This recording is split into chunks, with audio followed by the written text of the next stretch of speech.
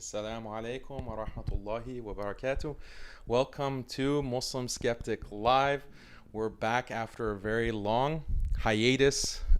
We been very busy as we approach summer with a lot of different issues, but alhamdulillah, we're back. I'm here with Khalid, and we're going to address a very hot topic and a very big issue that's affecting many Muslims, and we are calling it the Muslim marriage crisis. It might be a dramatic term for some, but for others, they're in the thick of it and they're really feeling that this is a crisis of epic proportions. So we want to just have an open discussion. This is a call-in show, inshallah. So if you have comments or thoughts or you disagree with anything that we say, we want to hear from you and we want to engage with you. So we'll put the directions for the call-in through Skype. And when it's time for looking at comments, we'll go through that and hear from you, inshallah, with call-in. So, the marriage crisis. Khalid, what have you seen? What have you heard about this issue? Would you consider it a crisis? بسم الله الرحمن الرحيم والحمد لله رب العالمين والصلاة والسلام على سيدنا محمد وعلى آله وصحبه أجمعين. I think the term, as you said, Daniel, it's exactly that. For some people, it would be an overstatement, and they think, oh, what's the big deal? It's not a crisis, just like calm down. But I think for other people, it really is. It really feels like a crisis, and that's what their reality is. They're living in crisis mode because they want to get married and they can't. And I think this is true for both men and women. And you're asking from my perspective, I think the first thing that comes to mind, this is unscripted, by the way. I don't have notes. I'm not going off of anything. So the first thing that, off the top of my head, I think marriage is hard for some people to come by because there's multiple factors that are all competing for, me saying it as the first thing. The first thing is I think people's expectations seem to not be in line with reality. That's one thing that I really see. And I see it more so with women because I interact with women more. Obviously, I interact pretty much only exclusively with women, not counting you and my maharim.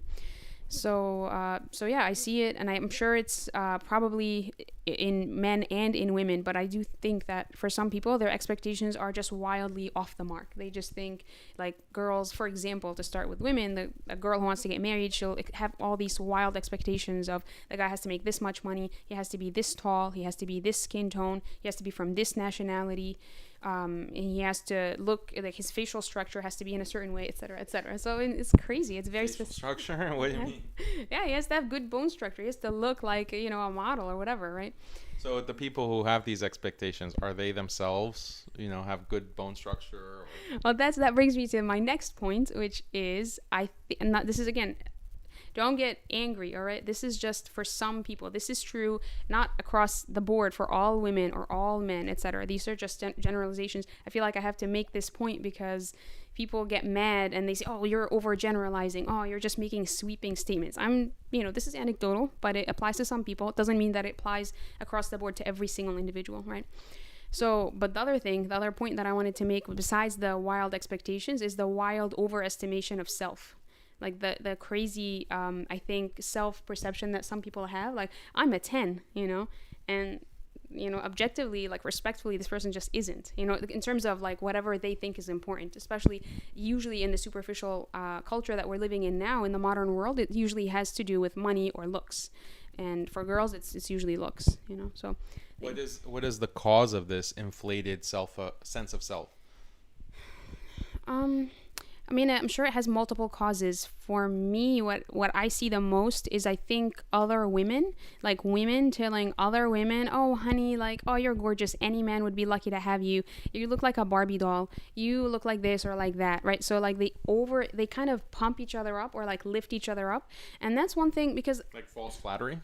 Right. It's kind of like false flattery, but it's not malicious. Wallahi, so I don't... That's something that guys don't do at all. I feel like. I think I haven't seen guys say, wow, you look so good. You're so handsome. And that sounds... guys don't pump each other up with false praise in that specific way. Maybe in other ways, but Girls do. That's the thing. That's the difference. One of the many differences between men and women is that women care about looks, and I mean, so do guys. But women want to be pretty. So it's like, I want to be pretty, and so does she, and so we are gonna tell each other. I'm gonna tell her what she needs to hear, and she's gonna tell me what I need to hear. Guys want to look good too.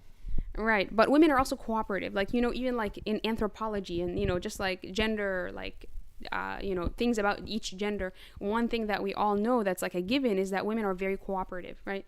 They're very cooperative as opposed to competitive. Of course, women also compete, but we're not as competitive as guys are, right? So it's just a very different dynamic. So we're very cooperative. So it's like, I scratch my back, I scratch your back, you scratch mine. So I'll tell you that you're beautiful and gorgeous and you deserve a six-figure guy, like with that six-figure income, and you'll tell me the same thing. And so we're like, great. All right. So, okay, false flattery from friends and peers, maybe family. So what else? What other sources? I mean, that's just one thing. It's not only this, but I've literally seen this in multiple occasions, and I've seen this, in multiple contexts. So it happens a lot. The other thing is, what other factors lead to women having an overinflated sense of themselves? Yep. I think we also have the wrong priorities. So even if a woman is a 10, like she's extremely physically good looking, right? That's not, like, it's just like forgetting certain deen basics and going into dunyawi stuff, like the superficial stuff. So even if you're like a model, like you're like gorgeous, right? That's not what's most important. That's not what will allow you to marry the best man, right? You might marry the richest man or the most good looking man because you think, well, we're like on par, right? But you need to work on other things that are, much, much, much more important, right? So just the deen, losing sight of that as a priority and saying, well, I look like this, or I'm this dress size, or whatever, like these, markers of beauty or femininity that women have for themselves, which I'm not saying those things are not important. Of course, they definitely have their place, and we don't want to be in this utopia kind of place where we're like, oh, looks don't matter at all, and no one ever even looks at other people's physical appearance, and that's not important for a marriage. No, of course that has a place, but that's not the only thing, or like the biggest thing, the most important thing. But I think that we just have misaligned priorities. I also see that a lot. Like, deen is not at the forefront, so we're not grounded in Islam. We're not grounding ourselves in the thing that we need to be grounded in, first and foremost. And then we're like, okay, well, I look good, or I'm thin, or I'm young, or I'm this, so I therefore deserve this prince, this amazing magical prince. Well, where's your deen? Are you even praying like 5 times a day? And like, people don't have certain basics, but they have other things, and they latch onto that, and they say, well, I'm a princess, like I'm a queen, right? Yeah, so I think those are all factors. I think that the marriage crisis has to do with people trying to get married, Muslims trying to get married, but they're just not able to. It's like very, very difficult. And I get messages all the time about brothers who are having this problem. They just can't get someone to agree to marry them. And I know that you get a lot of messages from sisters who have the same problem. There's also the problem of Muslims in marriages. They're married, but their marriage is very unstable. They are constantly in a conflict with their spouse, and their marriage is headed for divorce, or they are divorced. So I think that these are related phenomena. It's not just, the factors that are making it hard for people to get married are also making it hard for people to stay in marriages. And there are a few that I had in mind that I just wanted to outline. We have this whole crisis of marriage that's affecting some within the community, but that doesn't mean we're going to solve it in this one session.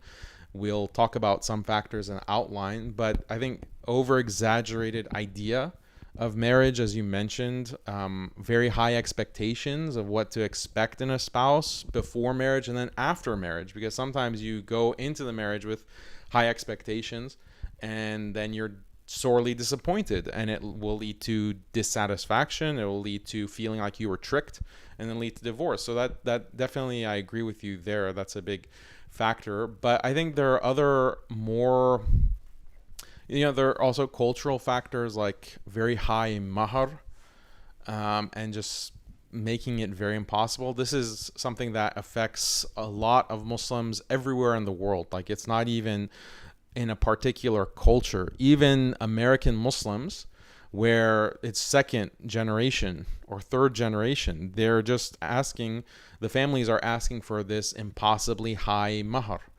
And which I think is related. I think that's related to the point, like, our daughter is a queen. Like, you want to get her, you better pay like 100K, right? yeah, so it's not only the It's not the girl queen. herself who has the high expectation, it's also the family. Like, they think that. So I think that's those high expectations are related to another big factor, which is the devaluing of men.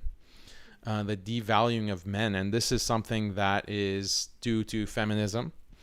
It's due to that ideology first and foremost. But basically, this idea that men aren't really adding much value to your life as a woman. And why do I need to get married? What does a man really provide me? I'm a strong, independent woman. I have my PhD. I'm doing really well for myself. I don't need a man for protection. I don't need a man for money. I don't need a man for any kind of need that I have. Technology is going to provide a lot of those needs. Services are going to provide for a lot of those needs. Even companionship. I have social media, or I have Tinder. I have these apps. And if you're a Muslim, you have other avenues where you can have companionship or friendship through social media or whatever. Companionship, like same-sex companionship, or that could be a factor too. But even just in terms of friendship and social, like just social outlets. Yeah, social outlets. But for romantic outlets as well, like non-Muslims have those outlets, and Muslims sometimes are tempted by that as well. So technology is facilitating these kinds of innovations, are facilitating the devaluing of men. Men aren't really a high commodity in the modern world, whereas that wasn't the case in the past. In the past, you needed a husband, a good husband who is able to protect you, who's able to provide for you, who is, strong enough to be able to work manual labor and make ends meet. Like, this is not something that is easy for women to do. In fact, it's impossible for women to do, because when they get pregnant, they can't undertake any kind of manual labor, and they're in a state of vulnerability. So they need a man to stick around to protect them. And that's why marriage is so important. And when we see marriage as a universal feature of all societies, it's a human behavior. But if you devalue men because you have their role and their function has been replaced with these kinds of technologies, these kinds of services. Women have been put in a position to just earn because they can do non-manual labor and earn a living, which is something that's recent historically in human history. Then there's no real need. There's not a pressing need. There's not a pressing need for a woman to have the need for a man. Exactly. And even like having children. Yeah. You don't need a man to have a children because you have these sperm banks and you have these donors.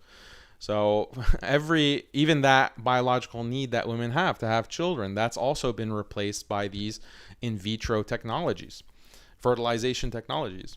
Yeah, and the other thing about devaluing marriage, or the declining rates of marriage, is not only the devaluation of men, but also the devaluing of children and the scoffing at motherhood. And that's a theme that I kind of touch on a lot on my Facebook page, because I see it a lot on social media, or even when people are talking, and the way that people address this.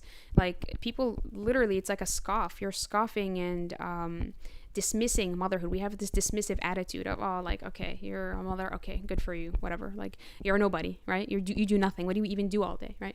That's the thing. So we had a whole live stream way back when, like sometime last year, about being just a mom, like just a stay-at-home mom. Is that enough? And the vibe that you get just in society, in modern society, is that it's not enough. Being just a stay-at-home mom, or being even worse, being just a stay-at-home wife before you have kids, then you're a joke. You're an actual clown. Like, you're a woman and you went to college, and here you are married to some man and you're staying home. Like, what is that about? What do you even do? Right? So I think there's a devaluation of men, and then there's a devaluation of children and being a mother. So when you put those two together, there is this culture of marriage really is not that big of an issue, or it's really not that pressing of a need. So I don't really need a husband, and I don't really need to have kids. And also, we're very individualistic, right? And I think maybe this is a point you are going to get to. So I don't know if I'm jumping the gun, but society in general, collectively, as a human population, we used to be very communal, right? Or at least much more communal than now. And now we have this individualistic trend, and it's part of modern society and these industrialized societies, right? We're very individualistic because, as you said, women can earn for themselves. Women can just go to college, they further their education, and they get a good job, like a white collar office job where it's not manual labor, so a woman can do it, and then that's it. So she gets gadgets, and she gets clothes, and she gets Gucci purses, and she gets name brands and shoes, and she doesn't need a man to get those things for her. And then she has her friends, and as you said, apps and social media. So and who wants to take on the burden of obeying a husband, especially as Muslims? We know that obedience has a lot to do with it. So who wants to take that on? What a headache. I don't need that headache in my life. I've got my job, I've got my friends, I travel. Khalas, that's it, The other thing is, okay, fine, maybe a husband for romantic things and going out on dates, because we also have that need. So many women will be okay, fine, I'll deal with the whole husband thing. I don't know if I'm going to obey him, who uses that word, but I definitely don't want kids, because who wants that headache? That's an even bigger headache than a husband. Kids screaming at me, changing diapers, no thank you. Yeah. So motherhood has been devalued. The role of men have been devalued. I think also there is something interesting with the role of testosterone, because studies have shown that the testosterone levels of women have been increasing over time, and especially in industrialized societies, the testosterone levels going up in women makes them more aggressive, makes them more competitive. And this can have plenty of implications if you're married. If you're married to a wife who has high testosterone, then she's going to want to compete with you, or she's going to be wanting to dominate you in a marriage. And this is a disaster, because Allah has made the natural order of marriage one where the man is the husband is the amir. The husband is the one who is at the head of the household. He's responsible for the household, and he is the authority within the household.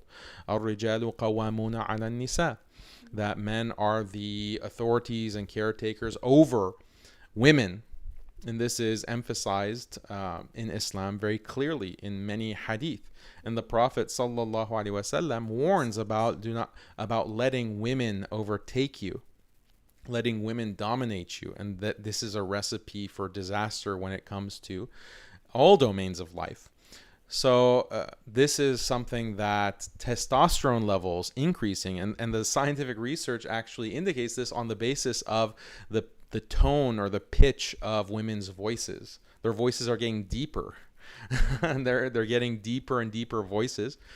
And on the flip side, men are dropping in testosterone. Their testosterone is decreasing. And it's not clear why. There are differing explanations. Some of the explanations are that men are taking more kind of caretaker, motherly roles. And there's a link biologically between the kinds of roles that you play, a more masculine role or a more feminine role, and your levels of testosterone. They can fluctuate on that basis. There are also studies that show that men in monogamous societies, where monogamy, one man, one wife is the norm, their testosterone also drops significantly after marriage. So men who are marrying in these societies, their testosterone goes off a cliff. Whereas the testosterone levels of men in polygamous societies, polygynous societies like throughout the Muslim world, when they get married, their testosterone either stays the same or it actually goes up. Their testosterone increases after marriage. So this can have a big impact on the dynamic within a marriage, because if the man's testosterone has fallen off a cliff and the woman's testosterone has gone up, she's more competitive, she's more aggressive, she's less, what's the word that we use for cooperative. She's less cooperative. That's going to be a disaster for marriage. And so we see this kind of problem in the Western societies with non-Muslims, but now Muslims are falling into these same traps, or they're facing these same kinds of problems. Any thoughts on that? No, I agree. I agree with that. I think that's true. I wonder if it has anything to do with food. As you were talking, that's the first thing that jumped into my mind was the stuff that we're eating, like all the GMO stuff and all the chemicals and the preservatives that we're putting in our food. And, I wonder if that's messing with our hormones for males and females, so that women are becoming more masculine and losing some of that, estrogen and their femininity, even biologically, on a biological level. And it's the same for men, where they're losing testosterone and they're becoming almost less masculine and more feminine. So I don't know if that's true. That's not based on anything, but I just wonder if there's anything there. But yeah. What about gender mixing in society, at the workplace? Now, unfortunately, in Muslim venues, even masajid, mosques, we're seeing gender mixing and a lack of separation. So there's this kind of rise in ikhtilat. Have you noticed that, or what do you think about that? I definitely have noticed it. There was a place where a friend of mine lives, and they built a new masjid. They fundraised for a year or more, and they've had this huge, fancy, expensive Islamic center built, and they have basically the main hall is men and women praying in the same hall, I think side by side or something like that. No, not like shoulder to shoulder, men and women, but just men on this side, on the right. That's really progressive. Yeah. And then it's also that's what blew my mind was that it's the same entrance. They don't have a women's entrance. And that I bothered a friend of mine, this friend who was telling me this. She said, we no longer go to this masjid. We were excited about it, and it's new, and it's a very big deal. And they celebrated the grand opening. But she's like, we never go there no more, because my husband can't, when he enters, there's always women in hijabs, but the skin tight jeans or skinny jeans or whatever they're called. And that's how they're coming to the masjid? Yes, I swear to God, yes. And then they, with makeup and perfume, and they're just standing right by the door, socializing, and the men have to go through that door. That's the main entrance, and it's also the entrance for women. So it's just, wallah, it was so scary to hear that this is a masjid we're talking about. We're not talking about a club or a rec center. This is a masjid. So yeah, so there are all kinds of horror stories about zina happening, Muslims falling into zina because of mixing, because that presents an opportunity when you interact with the opposite gender. Then flirting happens, then discussion happens, then let's meet privately and talk, so khalwa happens. So this all are khutawat al-shaytan, the footsteps, step by step, leading Muslims to zina. And that's another reason why it's not only causing destruction of marriages, this kind of behavior, it's also preventing Muslims from getting married, because if you can get it outside of marriage, why bother getting married? So it's decreasing the pool of available single Muslims, because some of them, at a much lesser rate than society overall, because alhamdulillah we're Muslims and we know that is something disastrous, but the reality is that some do engage in that. Some Muslims do engage in that, and it leads to not wanting to get married. That's also a problem with lower testosterone as well, because if you have lower testosterone, then you have less of a desire to get married in the first place. So the other thing that I want to mention before getting into some calls, and if you have any other thoughts, just as an outline, but also the legal landscape. The legal landscape makes marriage impossible in the modern world. And this is true of Western countries, but it's increasingly the case in Muslim countries, where you have practices like NoFault Divorce.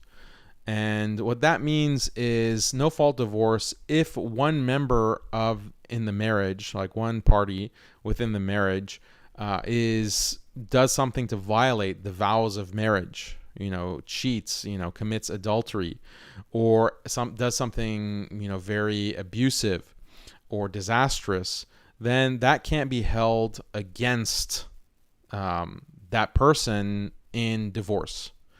So this is something that is called NoFault Divorce, and the idea is that you don't want to shame or in other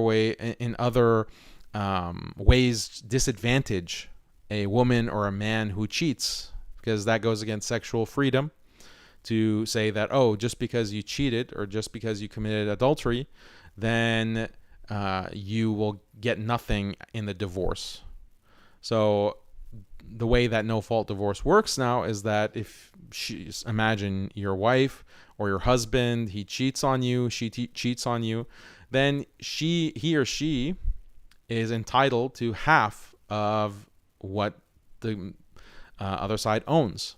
You have to split the assets. And usually it's the man who has more assets. It's usually the husband who has more assets. So he statistically ends up losing. The husband ends up losing more in those kinds of divorce proceedings. And then there's also the issue of child custody.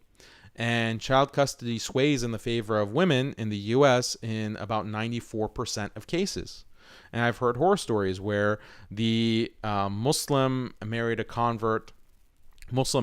convert, and then she had a troubled past, and then she kind of returned to her troubled ways in terms of drugs, alcohol, zina, and the marriage obviously dissolved. But there are children, and so they go to divorce court, and even though the mother is on drugs and alcohol, she wins custody of the children despite that. And the other legal thing that women have, whether it's in divorce proceedings or just marriage in general, is that she can always claim abuse. She can claim that she has been abused, and abuse has a very broad legal definition. It's not just physical abuse. It can be emotional abuse. It can be psychological abuse. It can be financial abuse, spiritual abuse. Like, there's just an endless list of different kinds of abuses. Basically, if a woman feels like, oh, he didn't really treat me the way I deserve to be treated, and she has this kind of princess mentality, queen mentality that we discussed prior, then she will claim that, and the lawyers will push her. Her lawyers will push her to claim abuse so that she can get a favorable ruling in the divorce proceedings. Actually, I need to jump in here really quick. Sorry, you're reminding me of something that is amazing, and it's exactly what you're saying. Amazingly good or bad? No, amazingly bad. It's terrible. But it backs up what you're saying about this abuse question and this issue of abuse. Obviously, abuse is not like a joking matter. It's not a laughing matter. When it's like real harm or like dhulm, right? In Islam, we have our own terms, dhulm and darar, right? So abuse, we take that with a grain of salt because it's not coming from the Islamic tradition, and many other things that's a label that's slapped on things that sometimes doesn't belong there. But what the story that came to mind as you were talking, Daniel, is I was talking with a friend. She's a relative, basically, someone who's actually related to me. So we're having a very like heart-to-heart conversation about the past and this and that, and when she was raised, and when she was a child, and how she was raised, and I know the details, and it's a sad story in some ways. But basically, this person has been in therapy for a while, okay? An American, like seeing non-Muslim American therapists, and she's also Arab, and she's Muslim. But the thing that she was going on about was like, oh, I was abused when I was a kid, and like my dad used to do this or do that, and that was like abuse. And one claim that she made was, oh, my dad would like beat me for like a whole hour. And I said, oh, okay, like you like looked at the clock when you were 3 or 4 and you could tell the time. Like, no joke, I was that sounds very insensitive. I was very sensitive, but just, you know how I am. I was not callous. I was not, but just, you say so. I was trying to basically get a better understanding and a better sense of what exactly she's referring to, and how, because it was a very specific number and it caught my attention. 1 hour. So I said, oh, like how do you know that? Is there any way that you could confirm? Did someone tell you that later, when you grew up, or as a child? Did you like find that out somehow? And she said, well, it felt like an hour. And I said, it felt like an hour, but you're saying this to someone else. And she says this often. Like, this person has a very flimsy filter, really no filter. So she'll say things like this all the time. So I said, you're saying this to people. Oh, I was abused in this and this way for this long and this for an hour. And you can't, I'm telling you now, like, I'm asking you these questions now, and you really, there's no substance. You can't confirm it in any way. You can't, right? And she said, I said, did it feel like an hour or was it an actual hour? And she said, does it matter? She said, Wallahi al-Azim. That was her. Wallahi al-Azim qalit kida. That's what she said. Does it matter? Does it matter if it was objectively an hour, realistically in real life, or if I just felt like it was an hour, right? Like, it doesn't matter. What I feel and reality, like, they're kind of the same thing, or they should be the same thing. And it made me realize, Wallahi al-Azim, right then I understood a specific point that had me confused for a while, of how, like, when a woman makes up fake rape allegations, and this is not even without, like, even for non-Muslims, how is she believed so easily? Or like when women say certain things against men that they're just annoyed at because the man didn't go out with her, which I've heard so many cases of this among non-Muslims. How is it so quick to be believed? Or like women are like, oh, this is abuse or that is abuse. It's basically, we've gone so far in this whole idea of like #believe all women, or I'm with her, or like don't blame the victim. So to the point now where it's gotten like, this is the other end of the pendulum has swung so far that we're on this side now of, it doesn't matter what actually happened. Don't you worry your pretty little head about those actual details, like the truth and like objective, like numbers. Like an hour is 60 minutes, so she's like, it doesn't really matter if it was an actual hour. It just felt like it was an hour, so that's it. Like, I've been abused. So that really, the point I'm trying to say? Well, that's something with women in general. That what does the that mean? the distinction between reality and emotion, like, is a kind of a blurry distinction for women in general. Don't don't glare at me, but that's true. Like, this is why there are two witnesses needed, female witness for one male witness, right? As is prescribed in the Quran.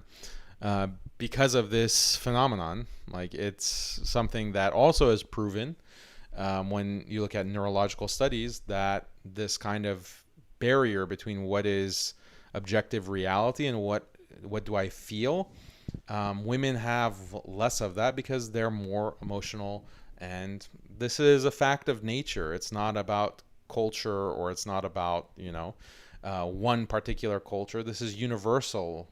All women have this kind of biological trouble with sometimes parsing reality from emotion. Not in all cases, but in highly emotional cases, that can be the case. Men are better at reserving their emotions and compartmentalizing, and this is why this is considered toxic masculinity, that men are just naturally more stoic. They're naturally more emotionally reserved, which can cause many problems in marriage. It can cause many problems in family context, or in just in terms of community relations, because men, rather than just get to the bottom of the issue, it's like a hurt feeling.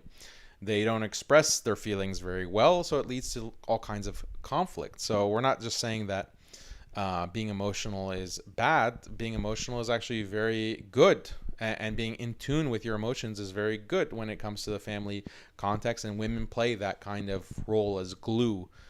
That's the way I always put it. Like, in the family, the women are glue because of their emotional intelligence and ability to hold people together, because they're more attuned to emotions. But in other cases, that emotionality is a big problem, or it can be a big problem, which is exactly why Allah prescribes within the Sharia this equation for witnessing. When it comes to criminal cases especially, you have two women as witness, instead of if you need one witness, you need two witnesses, then two women replace one man, or take the place of one man. So those are the points that I had. You have all of these factors affecting. Oh wait, but one other point: careerism. We didn't mention that, do we? No, and I have another point too that I wanted to mention after. So two more Okay. points. Is it related to careerism in education? Well, I was gonna say parents, like the child rearing and how we're raising children. Yeah. So when it comes to, I'll put my points first. So careerism, you have women who are advancing the career ladder in their marriage, and they are doing better than their husbands. And so now they're looking down on their husbands, and they're no longer attracted to their husbands because they're making more money and they have a higher position. And there was this really crazy post from a non-Muslim that I saw, Reddit, like a screenshot from Reddit. And it was a woman who was married to a plastic surgeon. And she was complaining. She said, look, my husband was let go from his clinic. He was making over $700,000 a year annual salary, but he got let go from his job. And now if he wants to go work at another clinic, it's only going to be about $250,000. And I don't know if that's really good enough for me. He was giving me a salary or like a allowance of $10,000 a month for shopping. So buying clothes and just living a certain lifestyle on $10,000 a month. And now it's only $3,000. He's only giving me $3,000 a month. So this is really unfair. And I think I deserve better. And if I look at my husband's colleagues, other plastic surgeons, they're making a lot more than he is. So why am I wasting time with this bum? This bum making $250K. So that's a very interesting mentality that a lot of women have, and it's coming from this term hypergamy that we've talked about before, where women are attracted to men who are higher in status, higher in social status, wealth, literal height and size, strength. So this can be very damaging if you are married and your wife is advancing in her career and you're stagnant. She's going to start looking down on you. Maybe it won't be conscious, but it could be unconscious. Just like a man married to a wife might be less attracted to her if she gains 50 pounds or 100 pounds. He might not consciously say it, or he might not consciously think it or articulate it, but there can be a biological reaction that the husband has to the weight gain of his wife. And similarly with a wife, biologically she's affected by her husband being less than her in status, or him losing status. So this has major implications for stability in a marriage when there's careerism involved, when your wife is actually out there working. And so those men, especially Muslim men, who they don't need the extra income. And in many cases, maybe most cases, you don't need the extra income for your wife to go work, but you're pushing her into the workplace because you want the extra cash, you want the dunya. And you're pushing your wife into these kinds of jobs that maybe she doesn't even want to be part of the career world. It's your fault for pushing her into that. Just beware, because you might be shooting yourself in the foot. You don't know what's going to happen and what's going to be the case in a year, 2 years, 3 years, 5 years. You might literally be leading to the destruction of your own marriage. And also careerism and pursuit of education. This is a big problem with wanting to get married, because you have a lot of Muslim women who are pursuing their degrees and not prioritizing marriage. They're using up their most fertile years, their most attractive years, the years that they're the most attractive to men naturally. They're using that up for pursuing education and career. And then when it's too late, when they're in their 30s, later 30s, and of course some Muslim women, it's not their fault that they're not able to marry at that age, until that age. But you have other Muslim women who they consciously choose. They could have gotten married in their 20s or their teens. They could have gotten married, but they deferred. Whatever.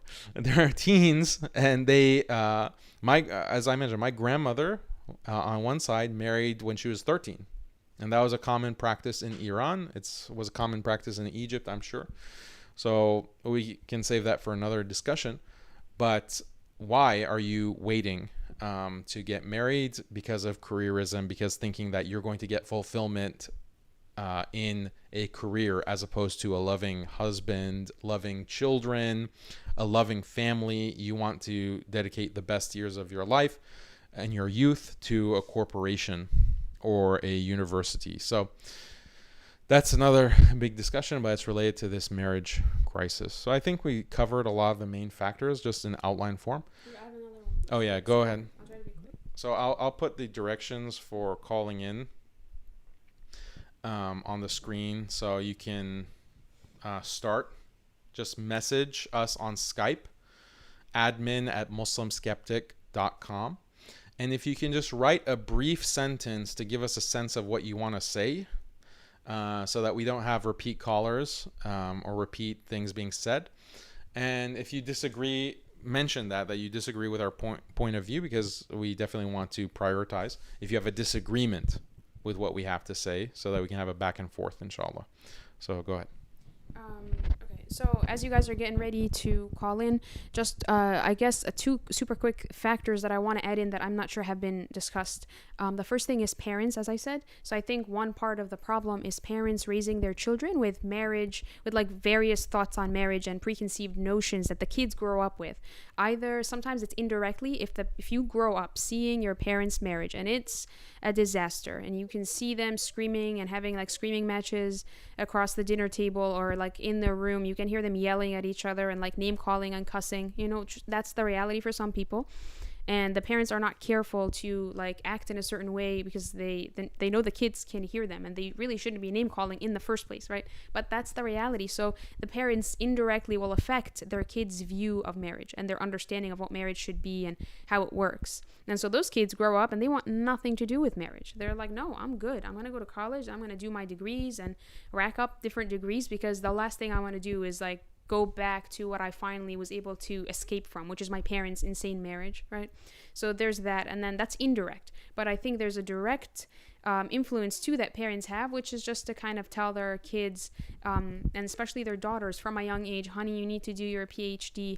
حبيبتي انت تعملي الماجستير تخلصي الكلية وتعملي الماجستير وتعملي الدكتوراه. All right, this is what Arabs say. حبيبتي, you're gonna do your college, then you're gonna do your magister, your masters, and then you're gonna do doctorate, your doctorate. You're gonna do your PhD. And the girl is like, okay, that sounds good. That's a good list. And she like follows that list like it's doctrine. And that's just the parents' like own biases and their own like experiences and their own baggage and their own hem coming up from their childhood and all their complexes and like unresolved like things, So the girl will, especially, and again, I'm speaking for some women, not all women, so don't get mad.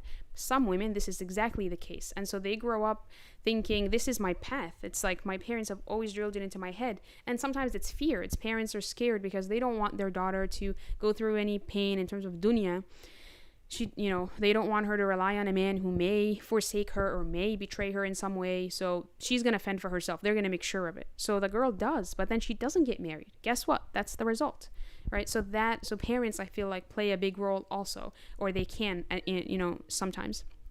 And the other thing that I want, are you taking a call right now?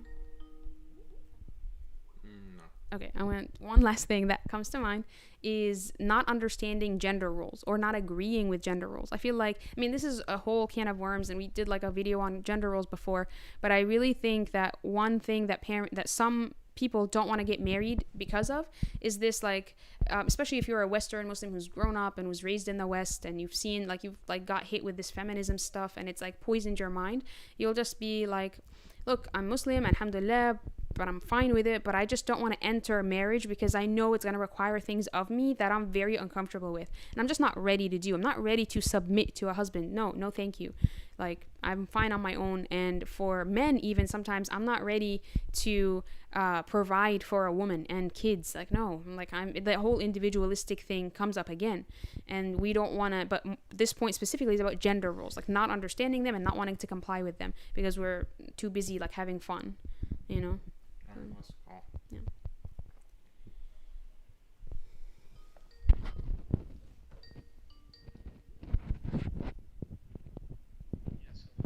Assalamu alaikum. Hold on one second. We can't really hear you well. Okay. You can't hear me? Now I can hear you. Yeah, go ahead. Oh, sorry. Maybe I'll get closer. First of all, I'd like to. So this is a discussion on marriage, and what was your name, please? I'd like to say that I think your view is, obviously you guys are Muslims, right? So your view is a little bit radical, in my opinion. Wait, are you Muslim? What, are you not Muslim? No, I'm not. I just said salam alaikum. Oh, okay. Wa alaikum. Okay, so then go ahead. What was your name, by the way? My name is Adam. Okay, Adam, please. Adam Johnson. Sure, go ahead. Okay, he's a troll. Okay, so yeah, he just laughed. He just cracked up laughing, so I assume that's a troll. Sorry, Adam. If you want to like troll the chat, don't like crack up. Do you hear that? He just like cracked up laughing. So Yeah. okay, let's see. Also, rules for Skype: no background noise. Mute YouTube. Yeah, mute YouTube. Okay, this is a person who's saying I live basically.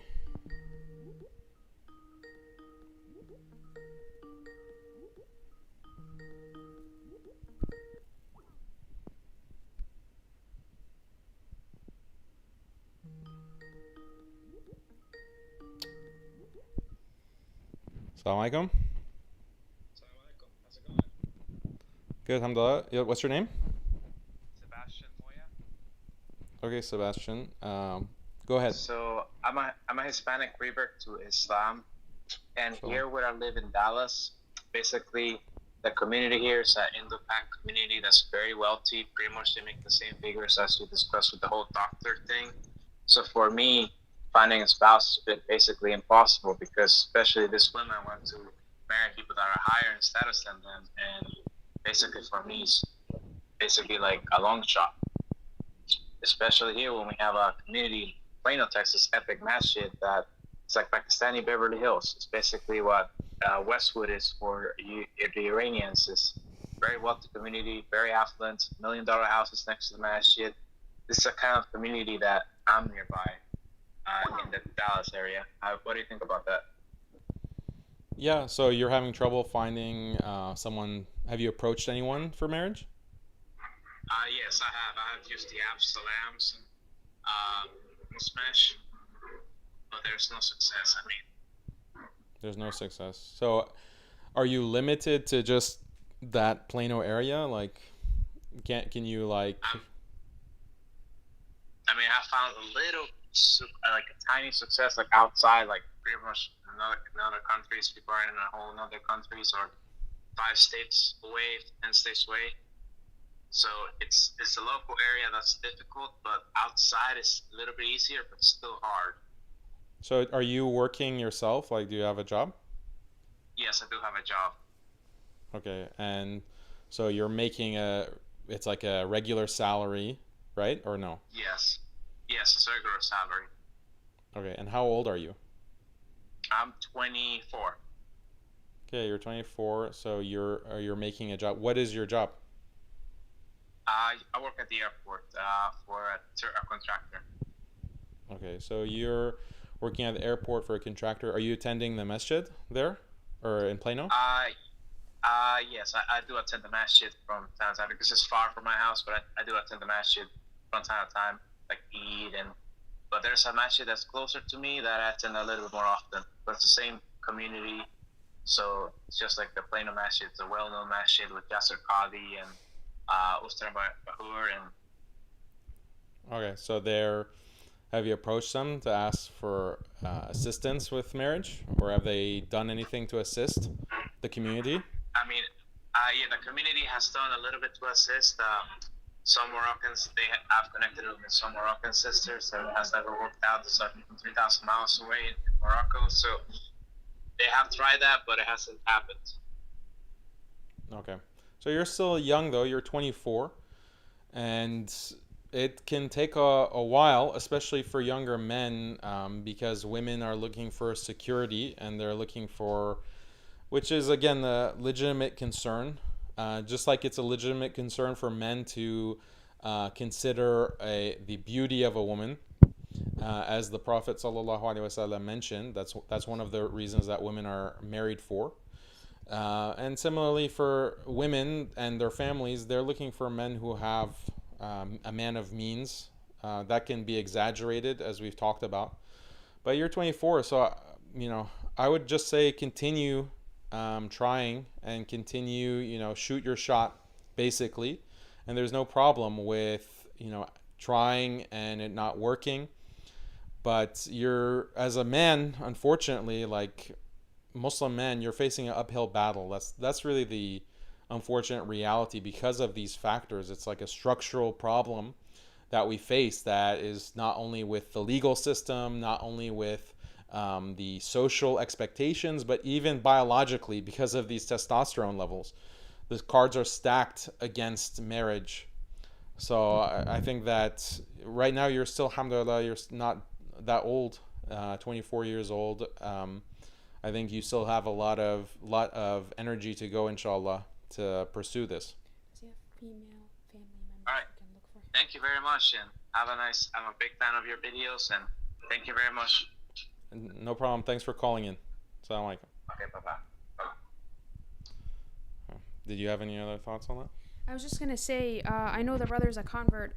May Allah keep him steadfast and all of us. I mean, but I was just thinking if he has any Muslim people who also converted in his family who are women, like his sister or his mom or his grandma or whoever, if they can help him look. Sometimes for men who are trying to be practicing, mashallah, they lower their gaze, they're not like chatting girls up online or offline, then sometimes women can play a really big role. Like you said, Daniel, those soft skills, that emotional intelligence, and women have their own networks and their networking skills. And I don't know if he has any opportunities there, but that could be an option, inshallah.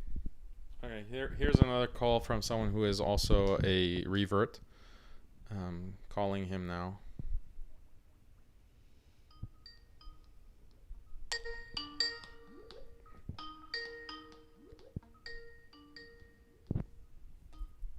Assalamu alaikum. Hello.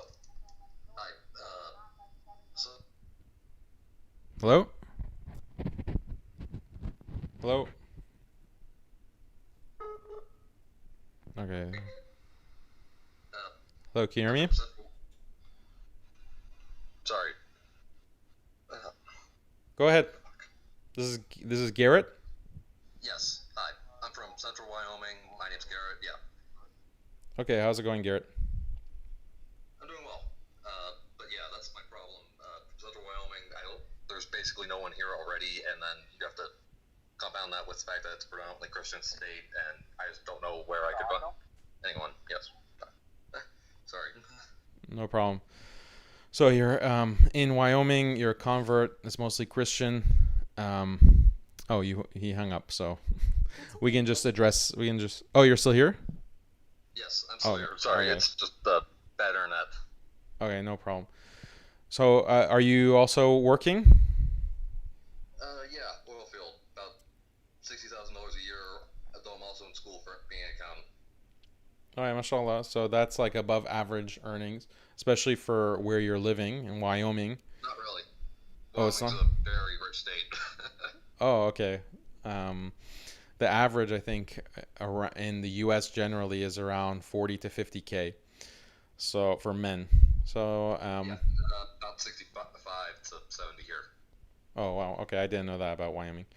A rich state. So when it comes to the community there, is there a masjid, a mosque? 150 miles away. No. 150 miles away. Yeah, so you have more of a challenge. Have you made any attempts to find someone outside of state? Or have you even, what kind of approach are you using now? I just don't even know where to start. Okay. So one thing that I can recommend is Khalid's course with Al-Asna Institute. She has like an entire online course that goes through all of the details of how to seek a spouse for Muslims, and it's a very practical based guide, and she goes into a lot of details. It's like a over 20-hour course, and I think she's in the process of even updating it. So I would say check that out, alasna.org. But beyond that, I think that you need to think about relocating. You need to kind of get.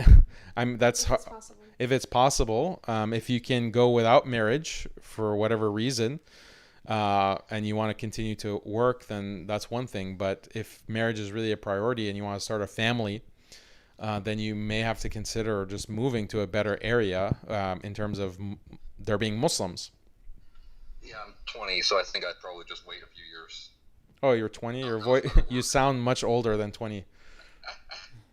So, Yeah, okay, well, yeah, it's a nice state. yeah. So, Definitely encourages people to act a lot more mature than the inner city zombies. yeah, so I'm not necessarily recommending you move to a big city.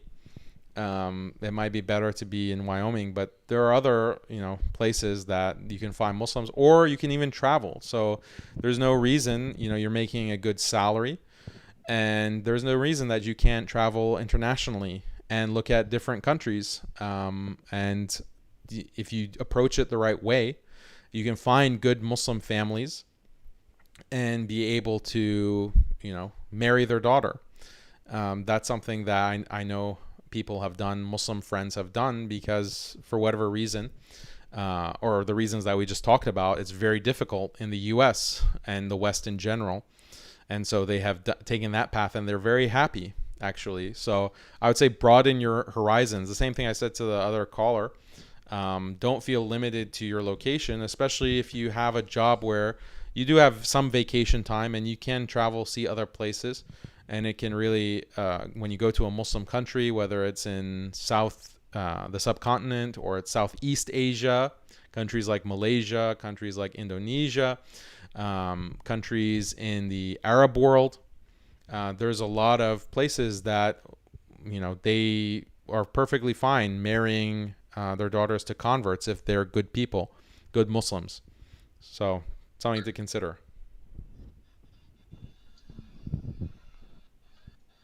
Yeah, I'll consider that. Okay. Okay. Thank you. Assalamu alaikum. So, mashallah, young audience. It's good that you're looking for marriage. That's great. Mashallah. Yeah, for sure. Okay, so we have someone named Josh. Wait, did we talk to Josh before? Oh, this is also a convert. Yeah, that's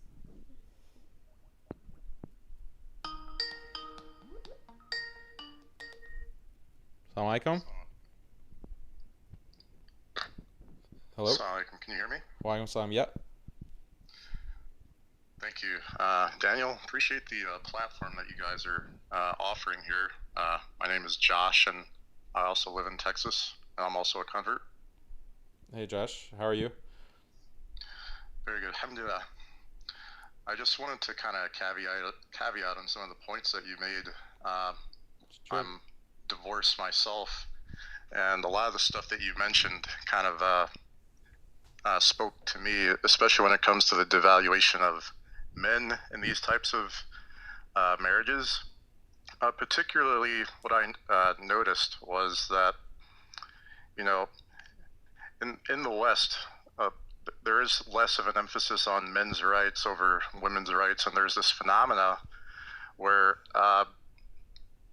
Muslim women have this idea, erroneously, that what's mine is mine and what's yours is ours. So they take the idea of what, some of the rights that they are owed in Islam, and they kind of exaggerate it a bit erroneously, and they misinterpret it based off of feminist ideals. And that's coupled with the idea that, men have to bring more. So if they're bringing their default needed basic responsibilities to the marriage, such as providing for the family, or, giving the basic necessities in the house, such as food, shelter, et cetera, that's just basic, grounding. It's like, well, you're supposed to bring that anyway. So you need to do, you need to exceed that. You got to do more. You got to treat me like a queen. You got to, you got to pay for travel. You got to pay for, the stuff that I want. If I want something, you have to, get this and get that. So, what is the basic necessity from a man is considered like default, and not necessarily something, appreciated So, there's that. I also wanted to say that, with these, with the idea that a lot of women Muslim women are naturally inclining to this feminist ideology, they have to take on, other leftist / liberal commitments. There's a natural alliance with feminism and these LGBT agendas and ideas. And so, with that, a man may come into contact or conflict with, trying to reconcile in the marriage some of these ideals.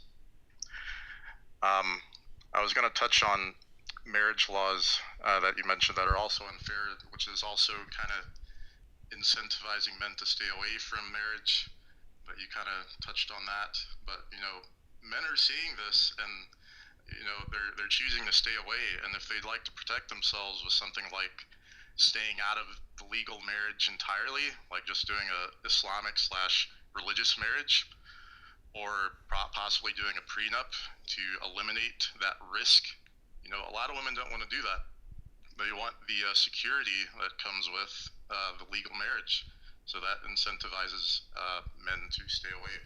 Yeah, even if you don't have, like, you don't do a legal marriage, like you don't register the marriage and it's just a nikah, like an Islamic marriage.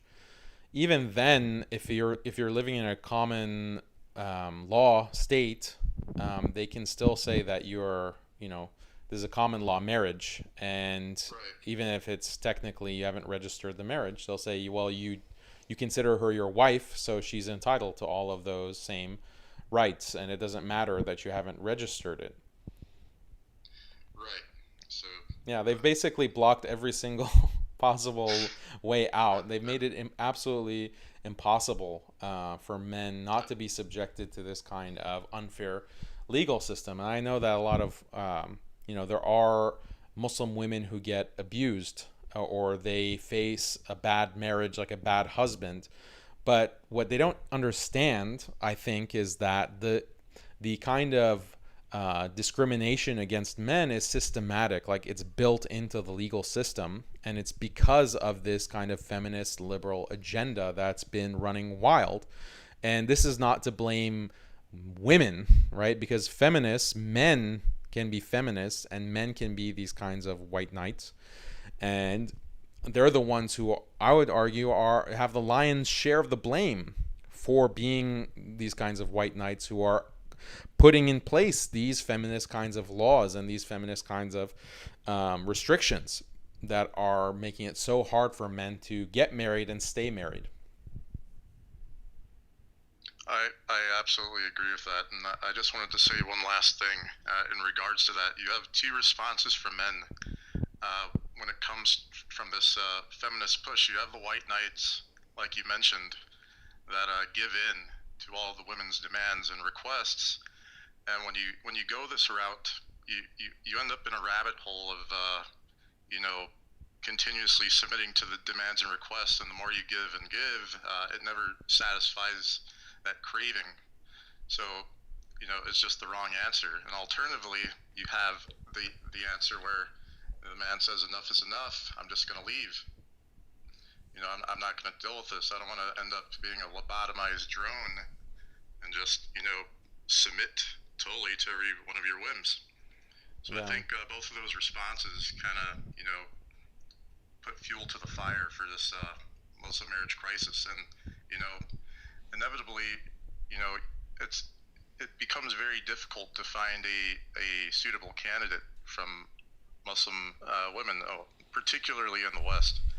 So it might be, like you mentioned to some of the other callers, a very real plausibility to look outside the country to someone with more traditional values, because you find women in this country who just don't have those values. But that's all I wanted to say. I appreciate the platform, Daniel. Barakallahu feek. I love your videos. Keep up the good work. Shukran. Jazakallah khair. Wa iyakum. Jazakallah khair for the call. Very good points by our brother here. brother Josh. It's very sad. Like, do you have any thoughts on that or additions? I mean, I agree with him. I think the system is stacked against, the odds are stacked against men. And I think women, I think maybe some sisters might be surprised to hear that. I know I was initially when I first heard about how the odds are stacked against men and family court, how the family court system as a system, how it runs. I was shocked. I was really shocked. So I think in some ways, some sisters are aware of this and they're like almost a little too aware. And they're like, oh, whatever, I'm going to marry him, suck him dry of like whatever money, whatever assets, whatever resources he can give me.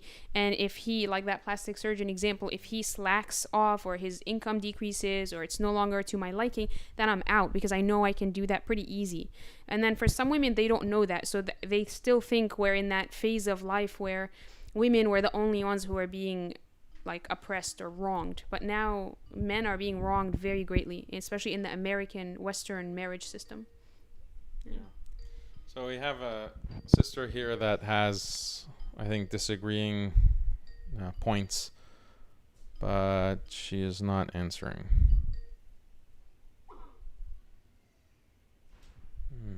Let's try. Ariel. Maybe I can just... Assalamu alaikum. Warahmatullahi wabarakatuh. Ariel. Yes, my name is Ariel Nadir. Walaikum salam wa rahmatullahi wa barakatuh. Just mute Do you your hear me? YouTube. Yeah. Yes, you hear me? Yes, I hear you. Okay. Just mute your YouTube. Yeah. You hear me? Yes. I hear you. Okay. Just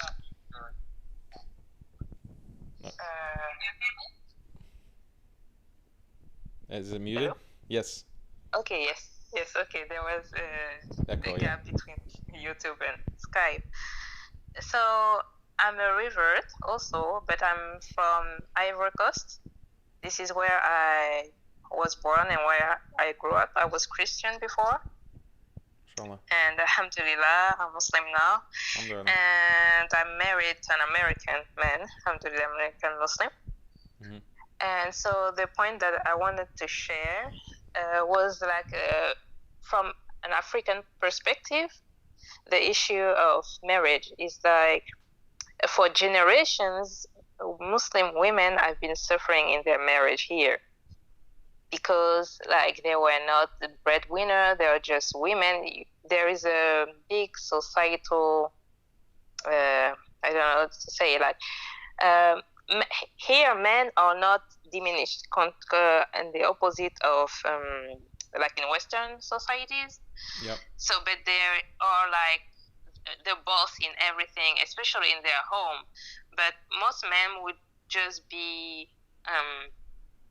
not most men, I cannot say that, I'm sorry.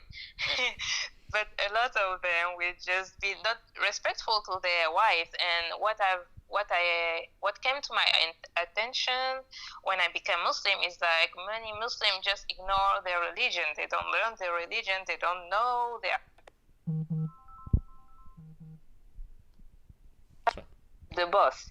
And Muslim women in our societies have been put, carrying all the weight of the family side, of the raising of children. They are also working. And so the new generation, my generations, for example, we have been hearing horror stories from our mother, aunts, grandmother. Like my sister, for example, she's asking my mother, my grandmother, and my aunt advice to get married. She's 30 years old, and she's really scared of getting married because everything that she has been told by the other women is scary, and she's not like the only one. So this is, I think, the first point. I mixed the first and the second. I'm sorry. Well, tell me what the abuse is. Like, what's so scary about it? What is scary is like once the women will get married, first of all, the tradition is like she will be put in a room for a week. And what happened in this week, this is really tradition backward, but still continues. Like she will be starved, like she will just be drinking soup. So she will be weakened. So for the first night, she will be very submissive to her husband. So it's Wait, not what country like is this? that Ivory today, like Coast. they don't starve her, but this is the story behind it. But she's still put in a room where now the aunts and the older ladies would tell her, like, you need to be courageous in your marriage. Once like everything goes around like your man pleasure. And what the abuse comes like when there will be, for example, using the religion against them. For example, a lady will be refusing to have intimacy with her man. But for example, this man will be like coming to her drunk and not having taken a bath for 3 days and just, So doing her thing. these are Muslims or Christians? Yeah, Muslims. I'm talking about Muslims. Okay. I'm talking about Muslims, and this is stories that you hear people telling these stories, and like when she refuses or she does something or she try to voice something, the man will say, okay, your children will be cursed.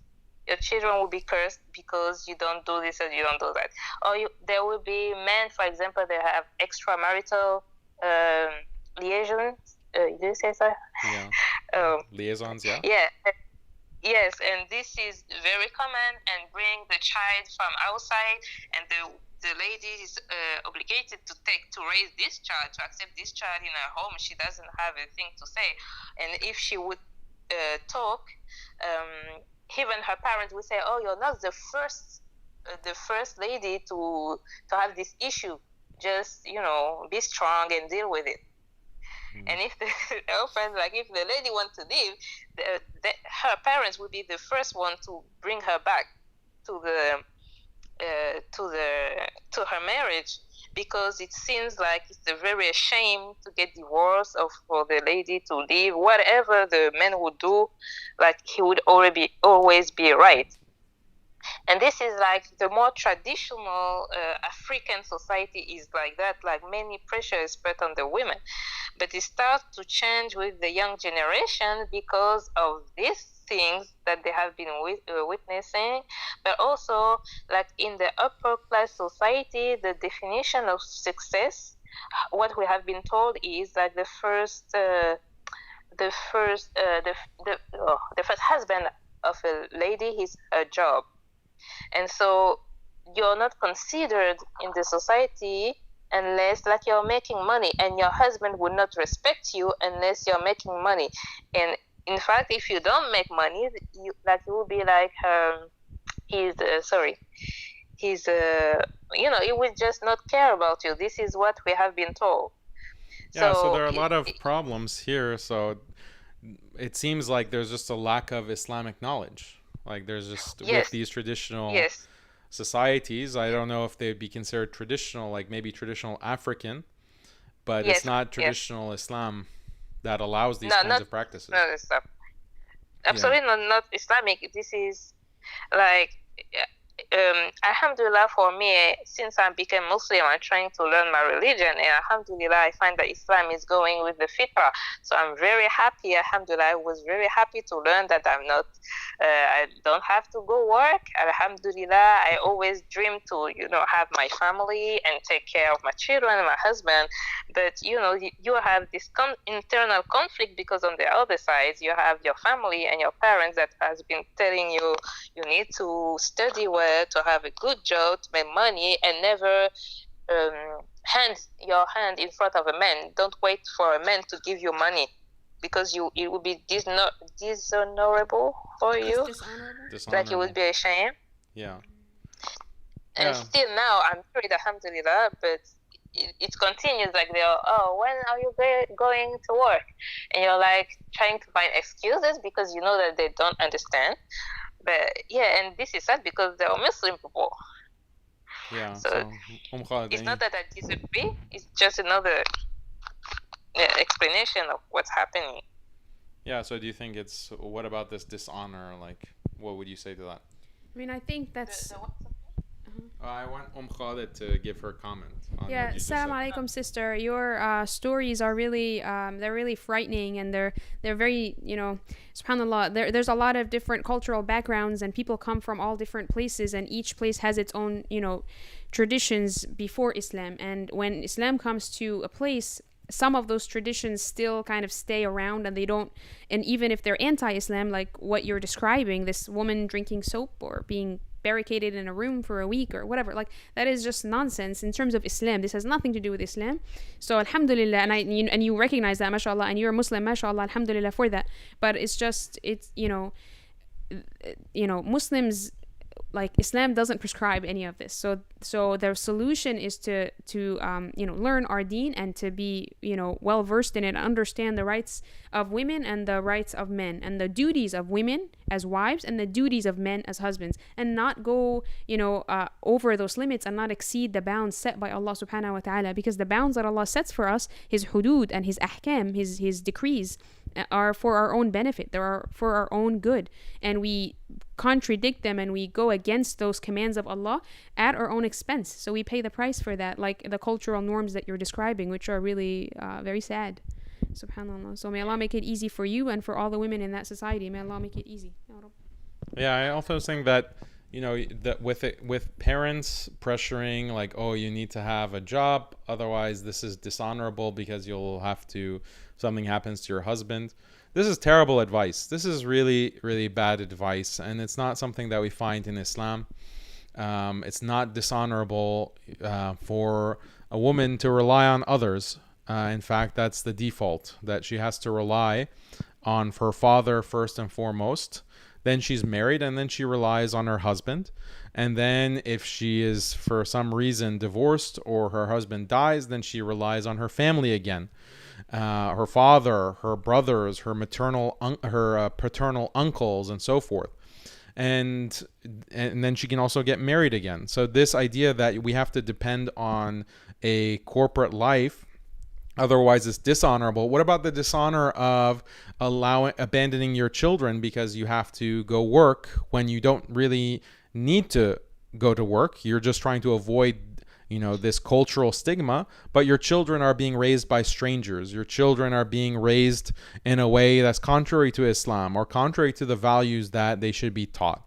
What about the dishonor of that? Why aren't we talking about that kind of dishonor where you cannot prioritize your husband, you cannot prioritize your children because you're so exhausted from having to work?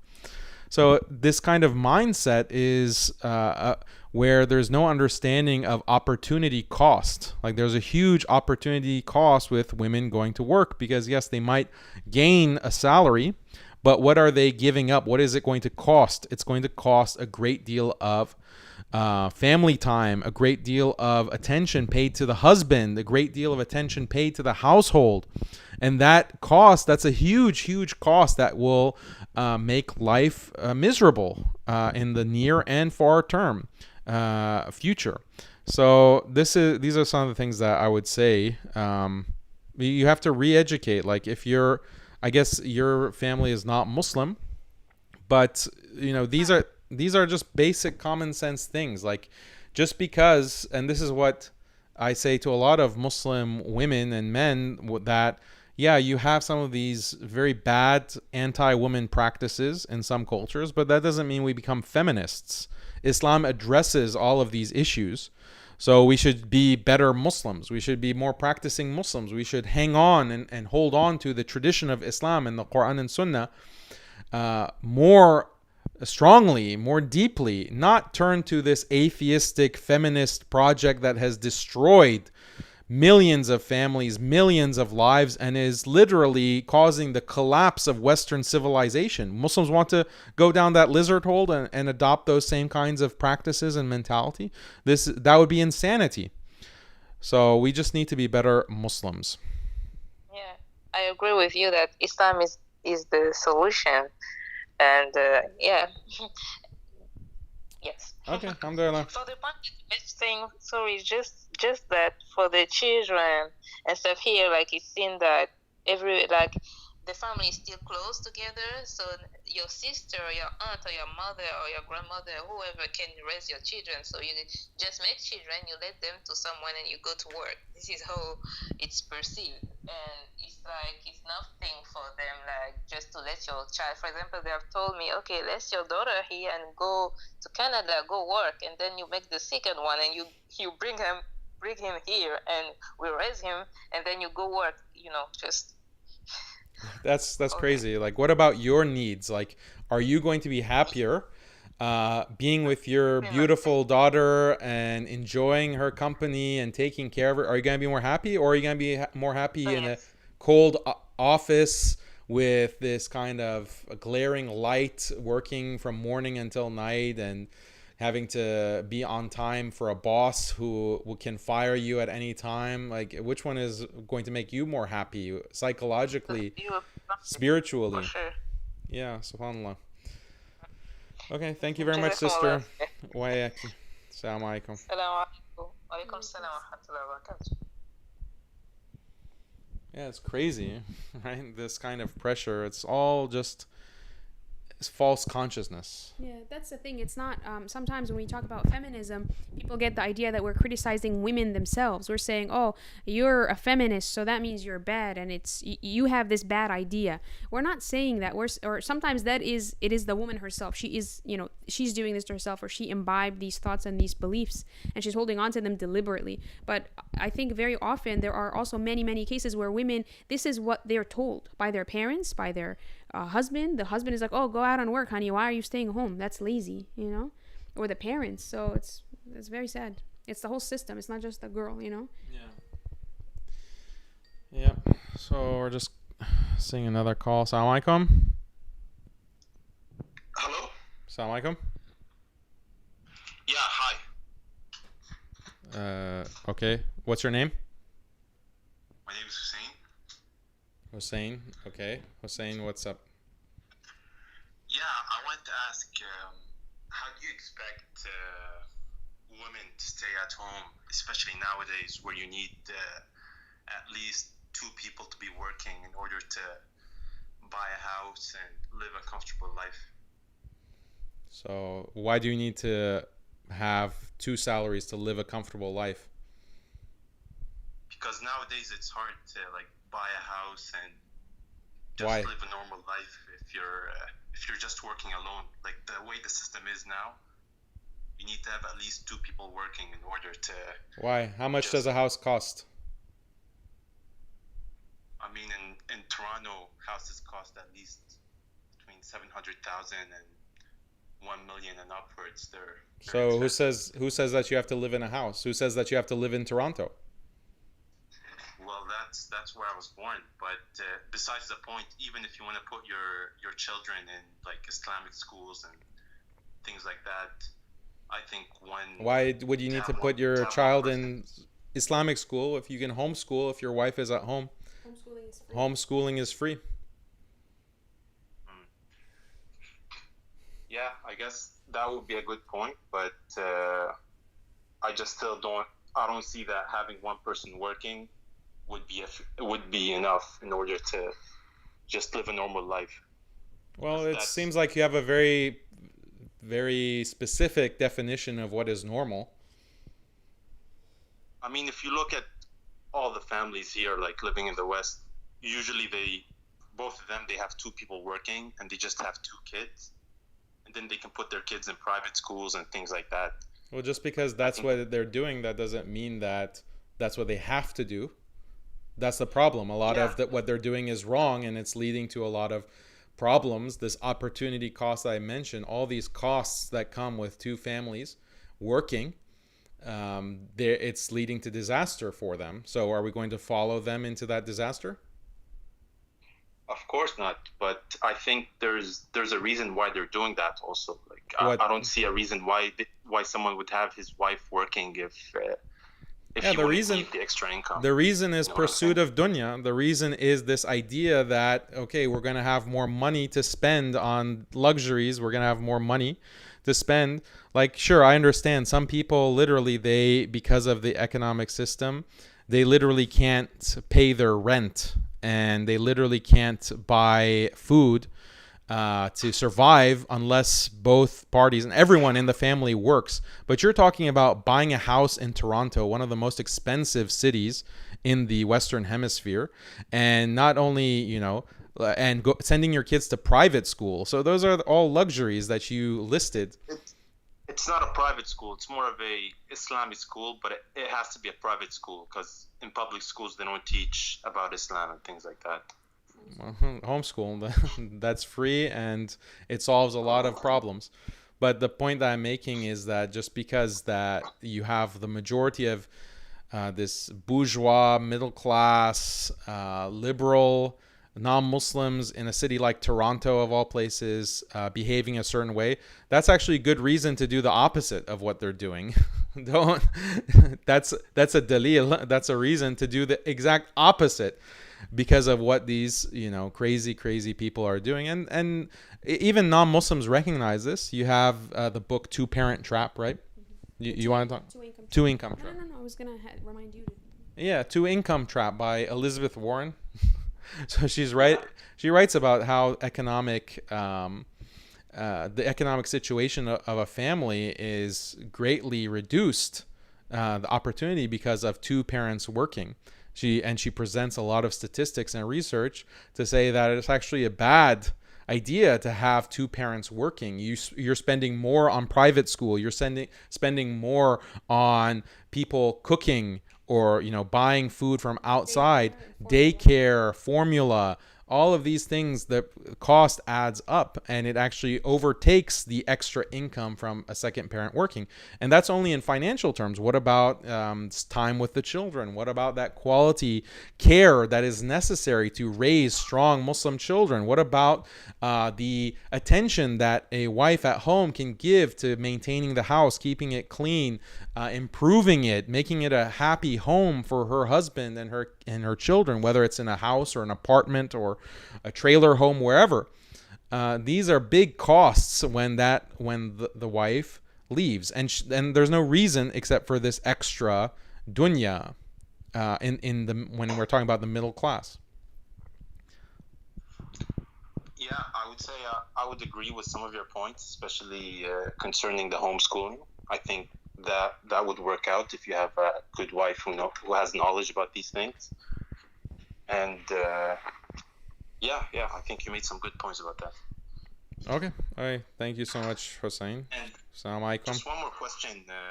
Yeah. Have you heard of Bassam Jarrah? He's a sheikh. No, I haven't heard of him. Yeah, he wrote a book about the fall of Israel in 2022.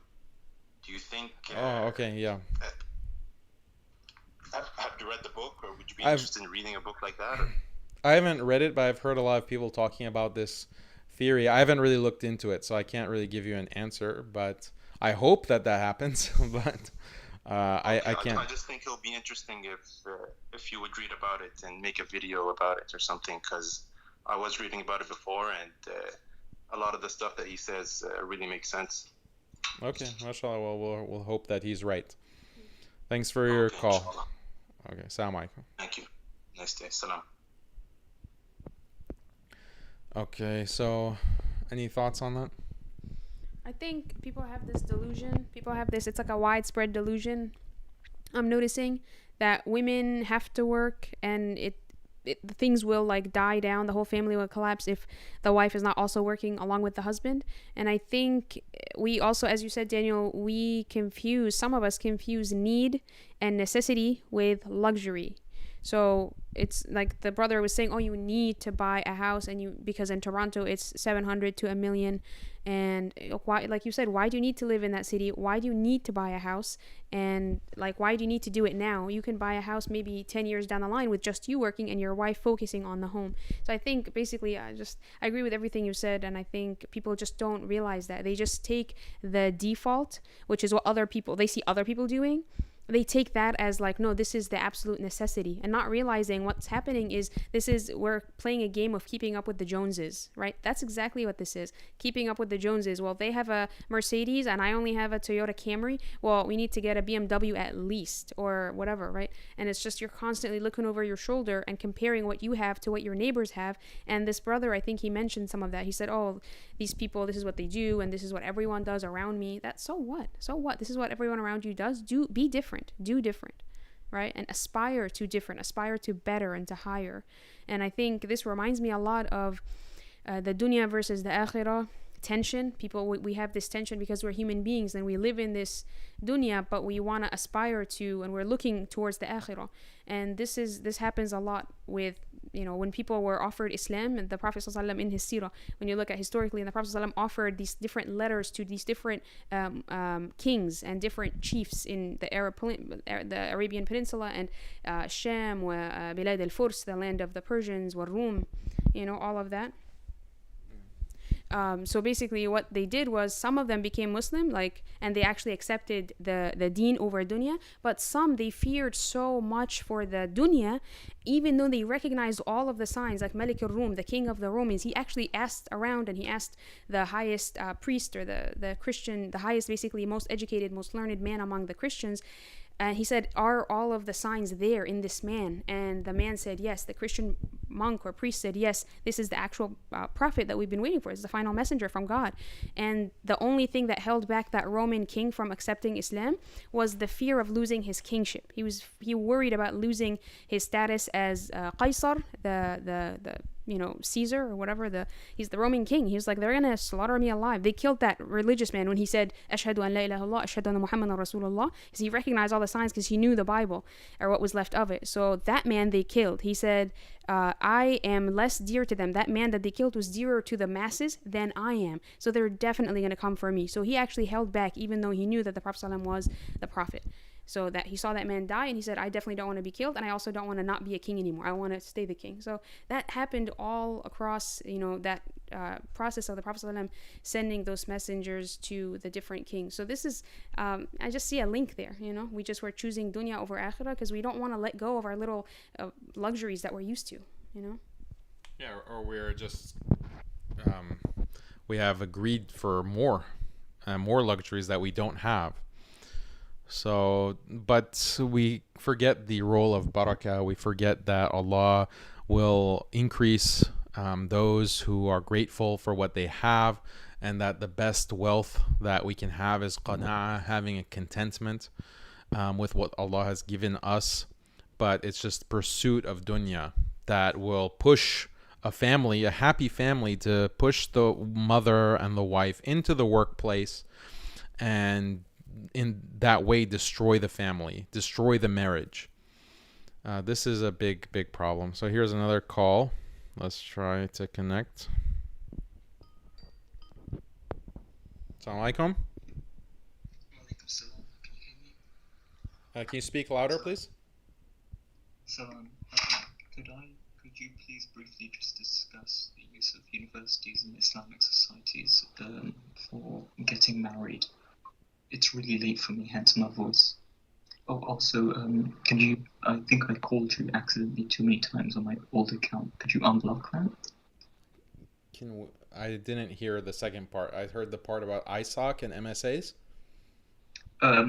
Yeah, could you just discuss the use of Islamic societies and universities for finding a spouse? It's really late. I don't want to bother my parents. So, assalamu alaikum. Okay, wa alaikum salam. So the question is by this brother, can we talk about MSAs and ISOC, Islamic societies, and their role in finding a spouse? So this is something that we discuss, and you discuss in your marriage class for Alasna. But do you have thoughts, or you want me to start? So I think that if you are involved with an MSA, it can be a opportunity, because if you consider a sister that you see from a distance and she seems like a good sister, you can ask to talk to her wali, to talk to her father. And, I think that this should be something seen as normal at the university level. Like when you're in the university, at that age, you really need, both men and women, especially women, need to be thinking about marriage. You need to be thinking about finding a spouse. And if you don't have access to what Khalid in the course calls an auntie network, then the MSA can serve as a network, because there are different MSA activities that happen. And I'm not saying that they're mixed activities, like there's not gender mixing activities, but you know that there are certain people in the MSA that are associated with the MSA. And for brothers especially, maybe you can give the sisters perspective, but for the brothers especially, I would say that if you're interested in someone because they seem like they're religious, they seem like they're attractive, you're attracted to them, then try to ask to speak to the wali. Don't go on a date. Don't do something haram. Don't try to, get to know the sister better by, talking to her or flirting with her. Just make it very serious and make yourself presentable. Like you are a serious brother and you care about marriage and you want to just talk to her father, basically. And it can be awkward, okay? But that's an awkwardness. Like your ability to handle that awkwardness is part of the test, is a sign of your maturity or lack thereof. If you're not mature, you can't handle awkwardness. If you're not mature, you will just flinch from that and you won't prepare. You won't prepare for that encounter to be able to ask, sister, I'm interested in marriage. And, I would like to talk to your father about that. If you're open to it, can you please give me a contact for me to do that? Some will say no. Okay, maybe the majority will say no to that kind of approach because she hasn't been trained right, or maybe she's just not interested in you. That's fine.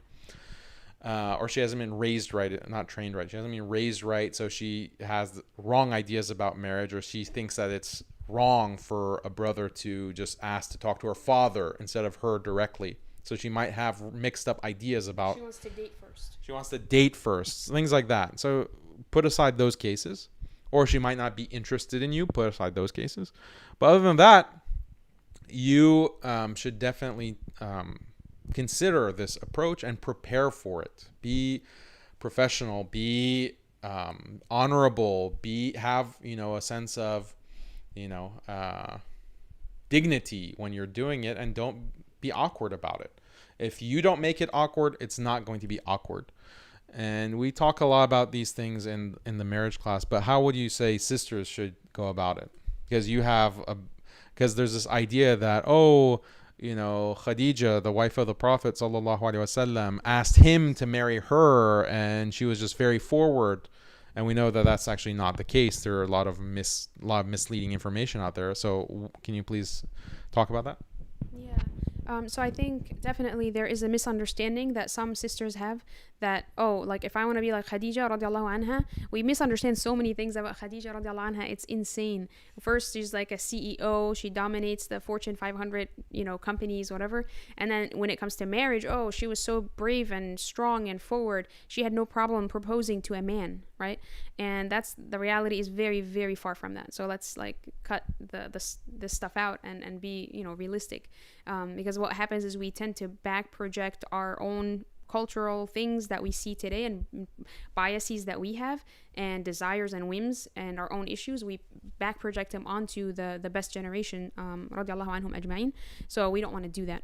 I would say for my sisters, if you are a sister, a Muslim sister at a university or a college and you're a college student, and if you're interested, if you're not interested in marriage, when I was a freshman, I was not interested in marriage because I had this whole thing, I'm going to do my kulliyah, then my magister, then my doctorate, right?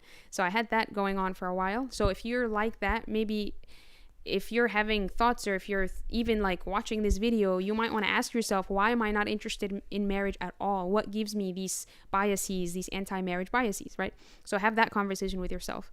And if you're a sister and you're in college and you do want to get married, I would say, work on figure out who you are and what you're looking for, so that when the right brother comes along, inshallah, if that happens and Allah wills it, then you'll be ready. You won't be flustered or like, oh wait, hold on, I wasn't ready for this, I don't know what I want. And he might be a good guy, but you haven't gotten your act together yet, and you can't recognize him for what he is, right? And that happened to me too, actually, honestly, a little bit the first time you asked me. So I've been through both, where I didn't want to get married, and then I was caught on my back foot. I was like, oh no, like, so become mentally ready, and try to prepare yourself like that, inshallah, because this is the best time. And I didn't understand that for a long time, sisters. So if you are listening to me now and you think I'm crazy, just do a little bit of soul searching yourself and do a little bit of digging and ask yourself, why is marriage important? Is there anything good about marriage? And really just like do that introspection. So I would say, but when it comes to meeting guys or like dealing with the opposite gender, we have to be very careful. And we have to, like, Islamically, obviously we know the hayat and the rules of hijab, which is interaction with the opposite, with men, basically the opposite gender. So for like, this is haram to go off of those and go like rogue and do your own thing and hang out with guys and do all this mixing, this ikhtilat. But also, even on like a human level, like emotionally, you as a girl, it will hurt you. You will end up being hurt. Your heart will be broken. You will be sobbing into your pillow or with your girlfriend saying, oh my God, I can't believe he doesn't like me. I thought he did. I thought he was so into me. And it turns out he was just chit-chatting. And he does that with a lot of girls. And I'm not like the only girl he was talking to. And so don't hurt yourself that way, even on an emotional level. It breaks your heart. And I always say this to my sisters: the rules that Allah has set for us, for across the board about anything in Islam, are for our own benefit. They help us. We feel like they hinder us, like, oh, I can't chat with the guys, I can't flirt, I can't have fun, I can't look a certain way or whatever, right? And we think that we're being restricted, and these are burdens that we have to kind of carry begrudgingly, and we're very indignant, right? Like we feel like, oh, we're doing someone a favor by following these Islamic rules of dealing with the opposite gender or whatever. But that's not the case. Allah is helping us. He's, وَيُرِيدُ اللَّهُ أَن يُخَفِّفَ عَنْكُمْ. Allah wants to lighten your burden and make things easier for you.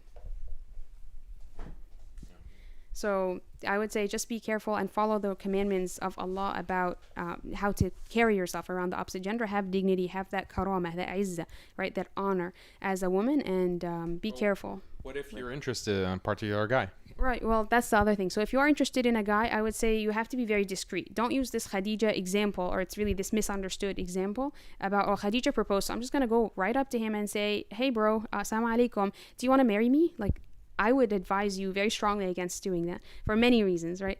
But I would say you can be a little bit smarter, you can be a little bit more strategic and more intelligent when it comes to the approach. I would say go through someone else, right? You don't have to make that cold approach yourself. For a guy, it's fine to do that.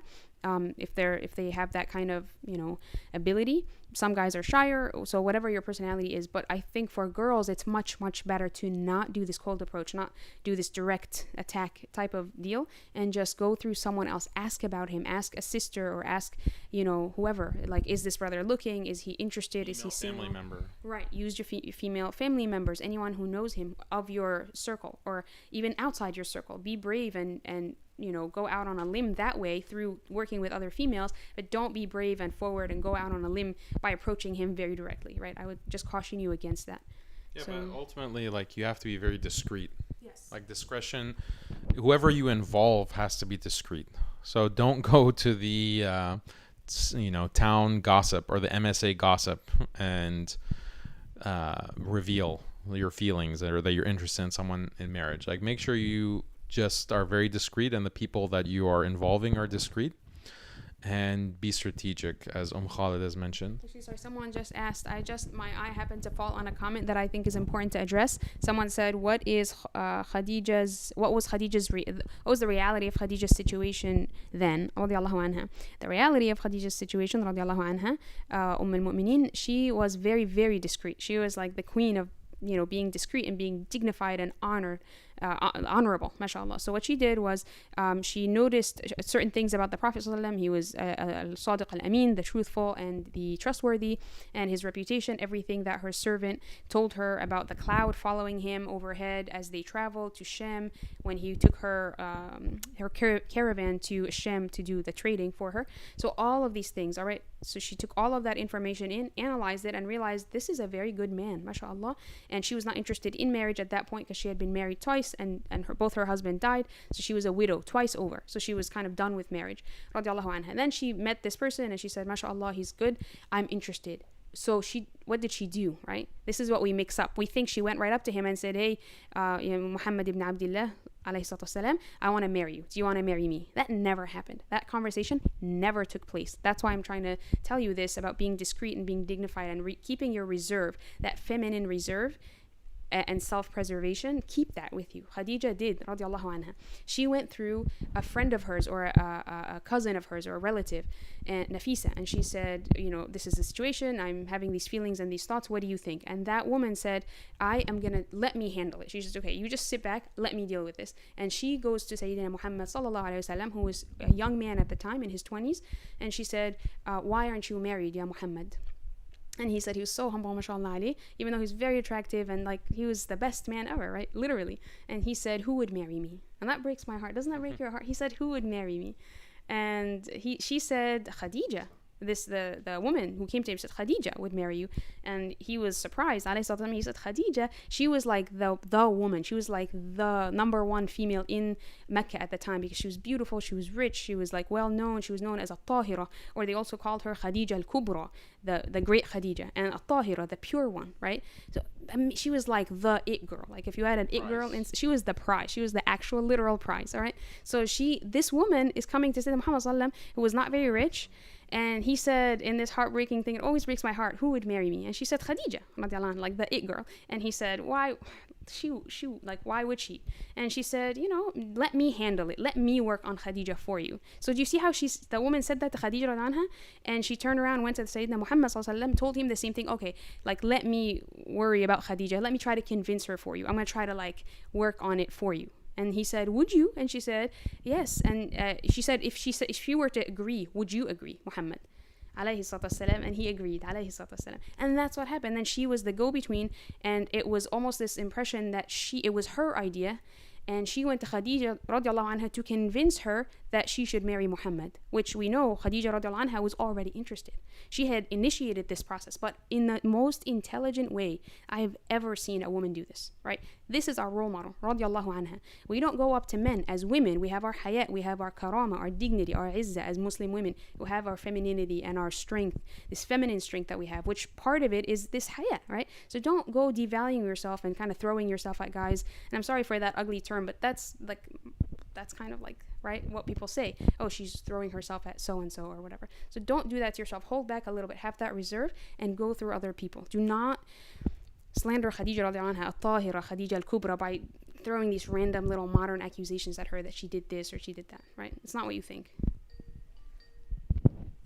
Okay, so let's take a few more calls. Also want to mention that the prize is the Prophet sallallahu alaihi wasallam.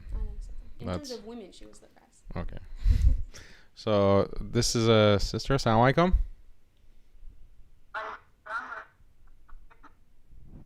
Sister, we can't really hear you. The call is breaking up. Do you have a bad connection? Yeah. Better now? No, it's like very poor quality. Like I can barely make out the words that you're saying.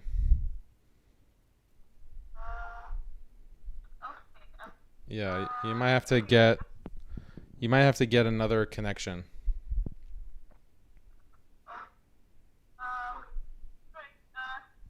Can you call back?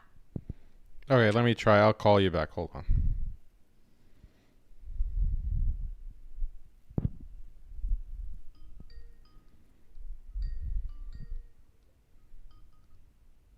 Assalamu alaikum. Hey, wa alaikum salam. Okay, this is much better. Okay, alhamdulillah. So my question is for Khalid. So I'm a sister from New York. So I just wanted to know, what are the rights of daughter-in-law towards parents-in-law? I know we are supposed to uphold kinship and maintain peace even with difficult people, but sometimes I wonder, where is the line? Meaning, when is it not sinful to speak up or act to defend yourself at times? Because sometimes I cannot practice sabr with microaggression, even if I think I should have been more patient later on. So I want to be the best to my parents-in-law because they're parents who raised my husband, but sometimes there are moments where it's not where I don't act well. So, and I try to look examples from Sarah about daughter-in-law and parents-in-law relationship, and I did not find much. So if you have any tips and specifically any rights that has to be fulfilled in this relationship, that would be helpful, inshallah. Also, can you give a specific example? Because you said microaggression. So what are the things that you couldn't hold your sabr or were really bothering you? Some things that they say that hurt feelings, or some things that I have to report to them before I do, or have their permission to do. Even if my husband says yes, I will have to have their opinion on it. Some things like that. It's not a big deal, I know, but sometimes it affects my worship and stuff. Okay, so you don't have a specific example? Like ask your permission for, like your husband says, yes, you can do something, and they say that you have to also ask us separately? Yeah, sometimes they say, if my husband says something, oh, you can go somewhere. But if they say, no, you shouldn't go, I would have to deal with that too. But it's not like, or even like dividing up chores, like they expect things for me to do. And I agree, when we're living in one house, we have to share tasks. But sometimes I feel some tasks are assigned unjustly. Like what? Like if, for example, like if you are cooking like a lunch and dinner, that I would expect my mother-in-law or someone else, the woman of the house, to cook next day and not wait for me.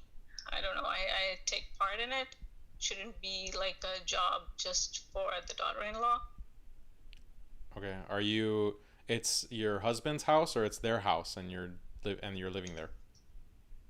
It is my parents-in-law's house, but my husband also provides for the family. Like we give a share of his wage to them. Okay.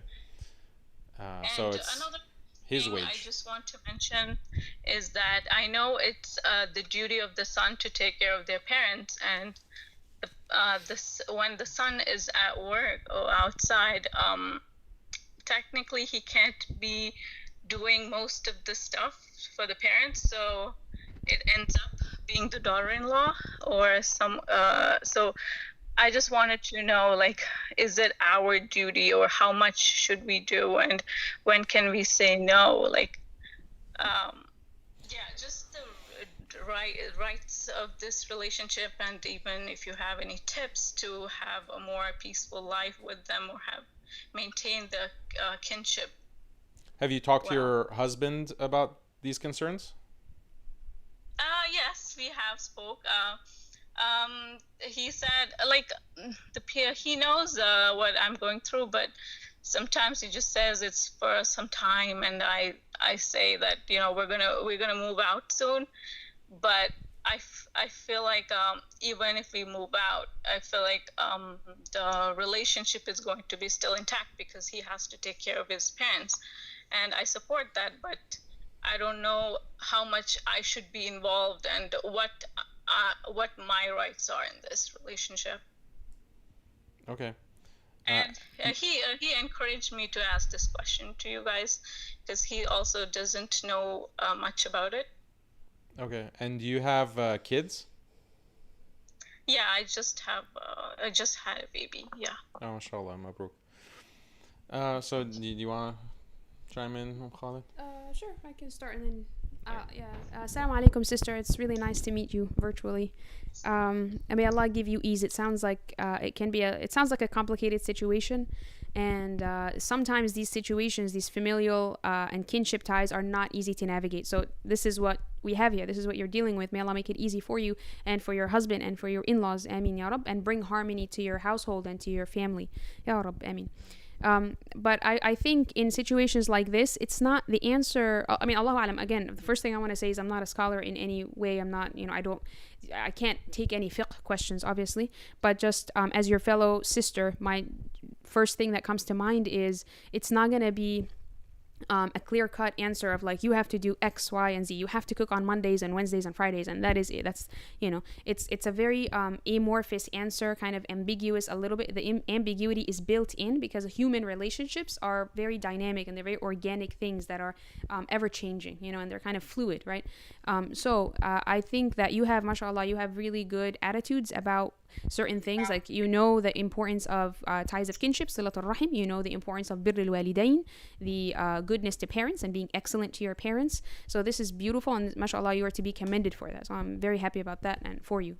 May Allah increase you, ya Rab. So it's good that you're helping your husband, and you want to support your husband in supporting and helping his elderly parents, and you are trying to be good to your parents-in-law. So that's good.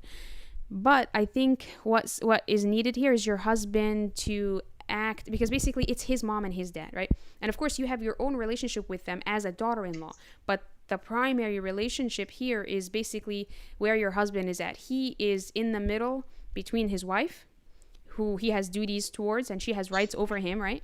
And of course he has rights over you as well as the husband, but it's his mom and it's his dad, and they have tremendous right over him as well. So it's not very easy there's a tension, there's like an inherent tension between him trying to manage all of the rights of all these different individuals and these different parties. So I think it's your husband is placed, unfortunately, in this situation where he's going to have to manage, do these soft skills, basically practice soft skills and manage the expectations of his mom, his dad, the needs and the emotional place where his wife is at right now.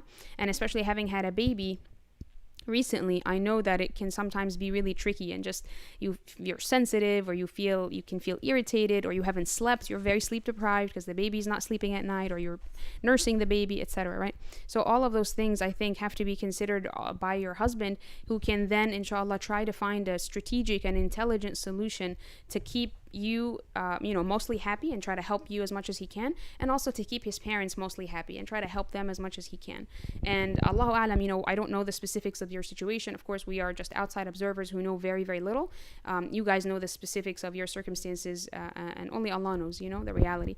But if your husband and you guys have to make sure that no rights are being trampled, not the rights of your mother-in-law or the father-in-law, but also not your rights or the husband's rights. So it's you have to work together, I think, in this very tricky dance of you trying to please your husband and please your mother-in-law and father-in-law, but also not be trampled upon or like downtrodden in the process, and they have to do the same thing. So if anyone is over asking and kind of over grasping at rights that don't really belong to them, then we have to deal with that in the best way that we can, بالحسنى, with in a beautiful way. And I know that's easier said than done. May Allah make it easy. That's why, Allah, I make dua for you. May Allah make it easy. Yeah, I agree with what Khalid is saying, that your husband has to play an active role in mediating, not mediating, but managing, basically. He has to be very diplomatic and manage up, basically, and figure out a way to make the situation work. I'd also say, like, don't just have this mentality of what are my rights, and that can be actually counterproductive, because technically you're living in their house and they don't have any responsibility. Like, it's not their duty to house you and provide that roof over both of your head and now your new baby. So they're actually going beyond their duties. And so they might expect you to also go beyond your duties, because technically you don't have to cook for your in-laws. Your husband, if they really need food to be provided, your husband would have to facilitate his parents needing food to be cooked, or their house being cleaned. But if you're just in the domain of fiqhi rights, then human relationships can become very cold. The point of delineating in fiqh, what the fuqaha, the scholars, are really concerned about in fiqh, is what are the bare bones legal rights the bare bones legal rights that matter in, you know, a court proceeding with a qadi, in front of a qadi, and what is like the minimum that has to be maintained. What is the minimum of justice, for example? So you can't really, if you just go straight to that level, then the relationships can be strained. So it becomes a lot about, you know, being diplomatic, having that birr al-walidain, you know, it's not something that's defined, but it's something that, like, you have to just manage it and be diplomatic.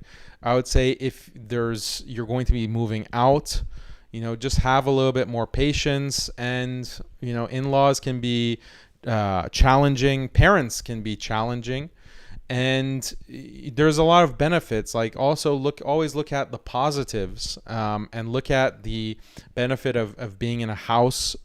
You have a place to live. Your child now is with grandparents. That's a huge ni'mah. That's a huge blessing, because your parents-in-law will help with raising that kid, that your child, as long as you're there. So this is something in any human relationship, husband, wife, in-laws, whatever. When the other side annoys you, or, you know, says something that is rude, which happens, you know, think about the positive side. Think about the good that comes from those people, and that will help soften relationships. And especially if it's not a long-term thing, you don't want to say something or do something that is going to forever tarnish your relationship with your in-laws. You want to try to manage the situation as best you can, and as Khalid said, your husband can play and should play a very significant role in that. Okay, Jazakallah khairan. Okay, wa iyaakum. We pray the best for you all and your family. Barakallahu feek. Okay, so I think we can maybe take one more call. Let's try this brother or sister.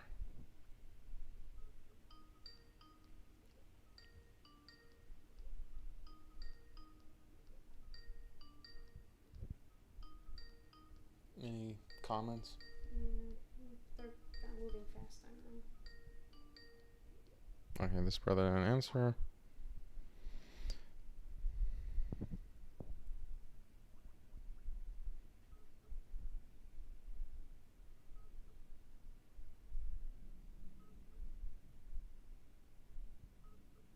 This brother didn't answer. Oh, he answered at the very end? I think.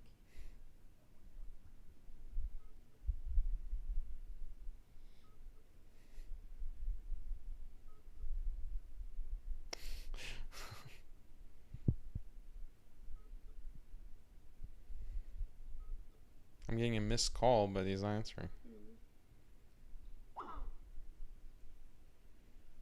Skype. Okay.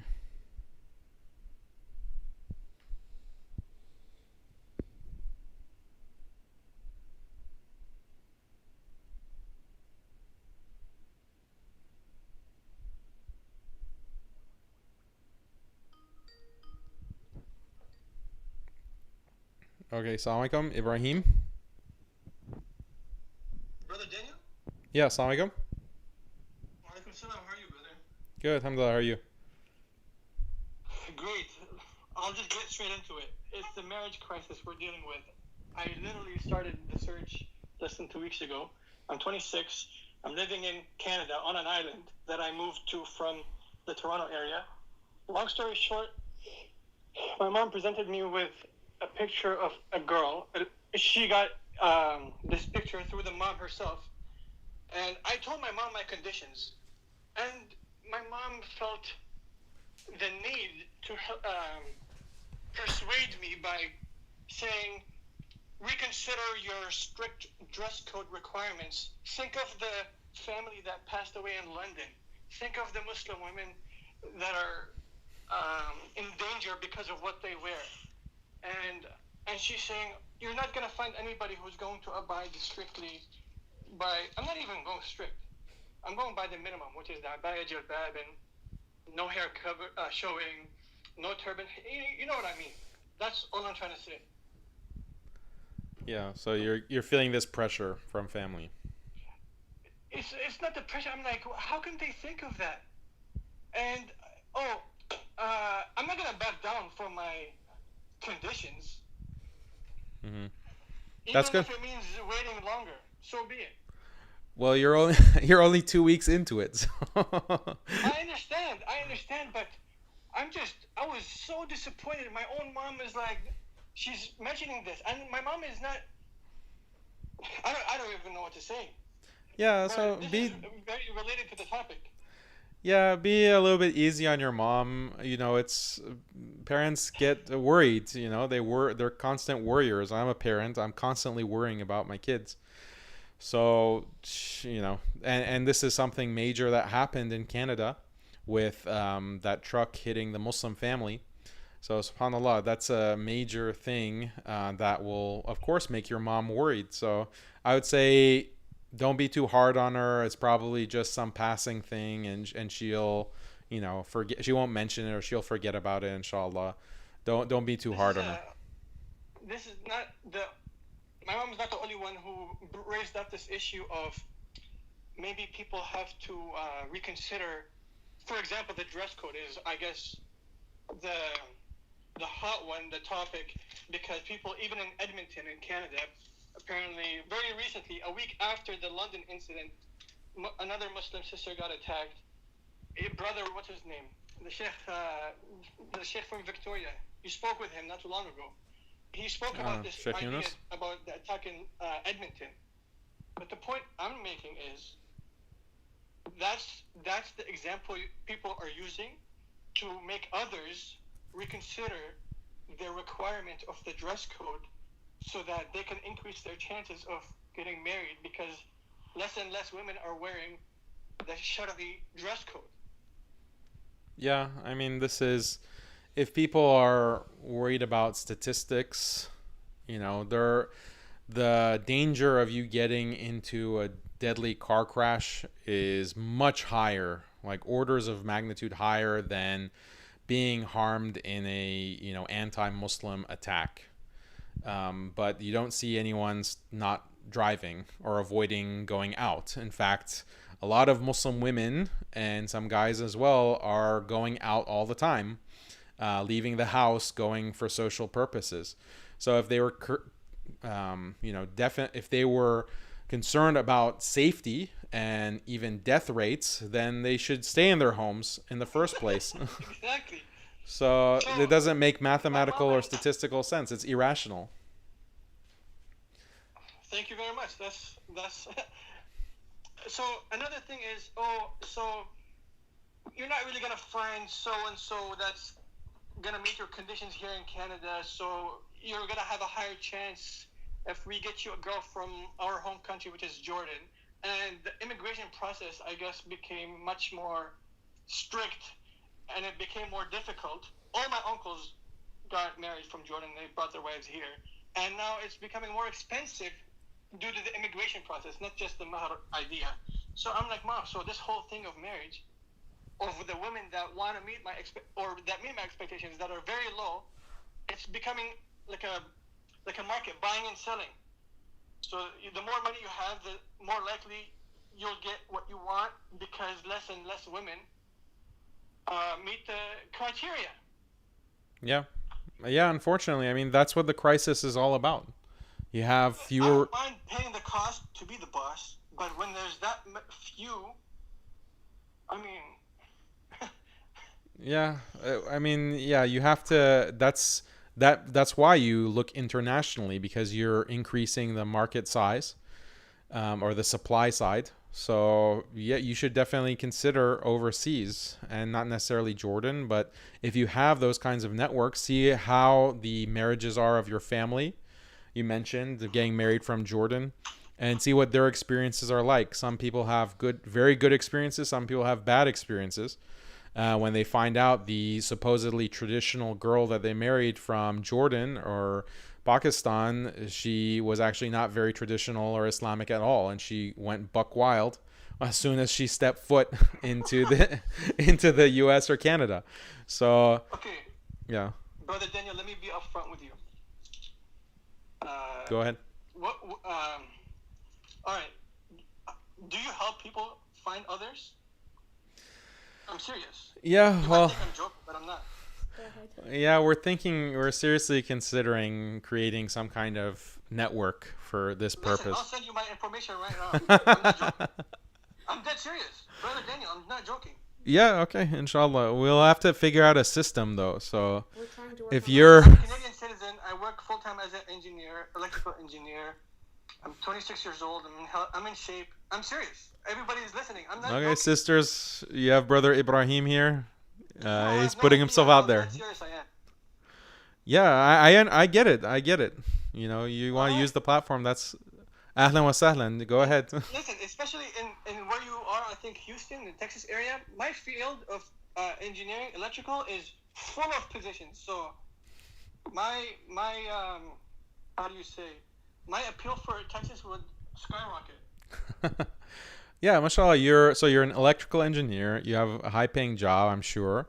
So you're a catch, mashallah. And the fact that someone like you has a difficulty finding a good religious Muslima, that just I speaks only to. started 2 weeks ago. Yeah, that's So- true too. You only started 2 weeks ago, and you're calling into Muslim Skeptic to advertise. Well, I didn't. That wasn't my primary intention, but Yeah.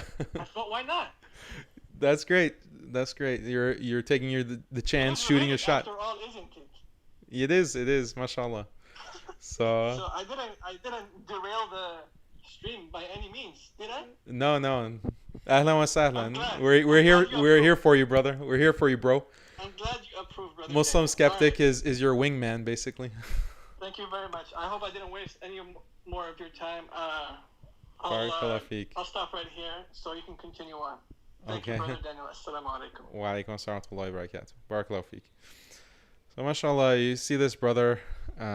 He's a go-getter. He's a go-getter, great sense of humor, mashallah. He's an electrical engineer, and he's only spent 2 weeks, so it might be early, but you know, if any sisters are interested, you can message Khalid, not me. Don't flood my.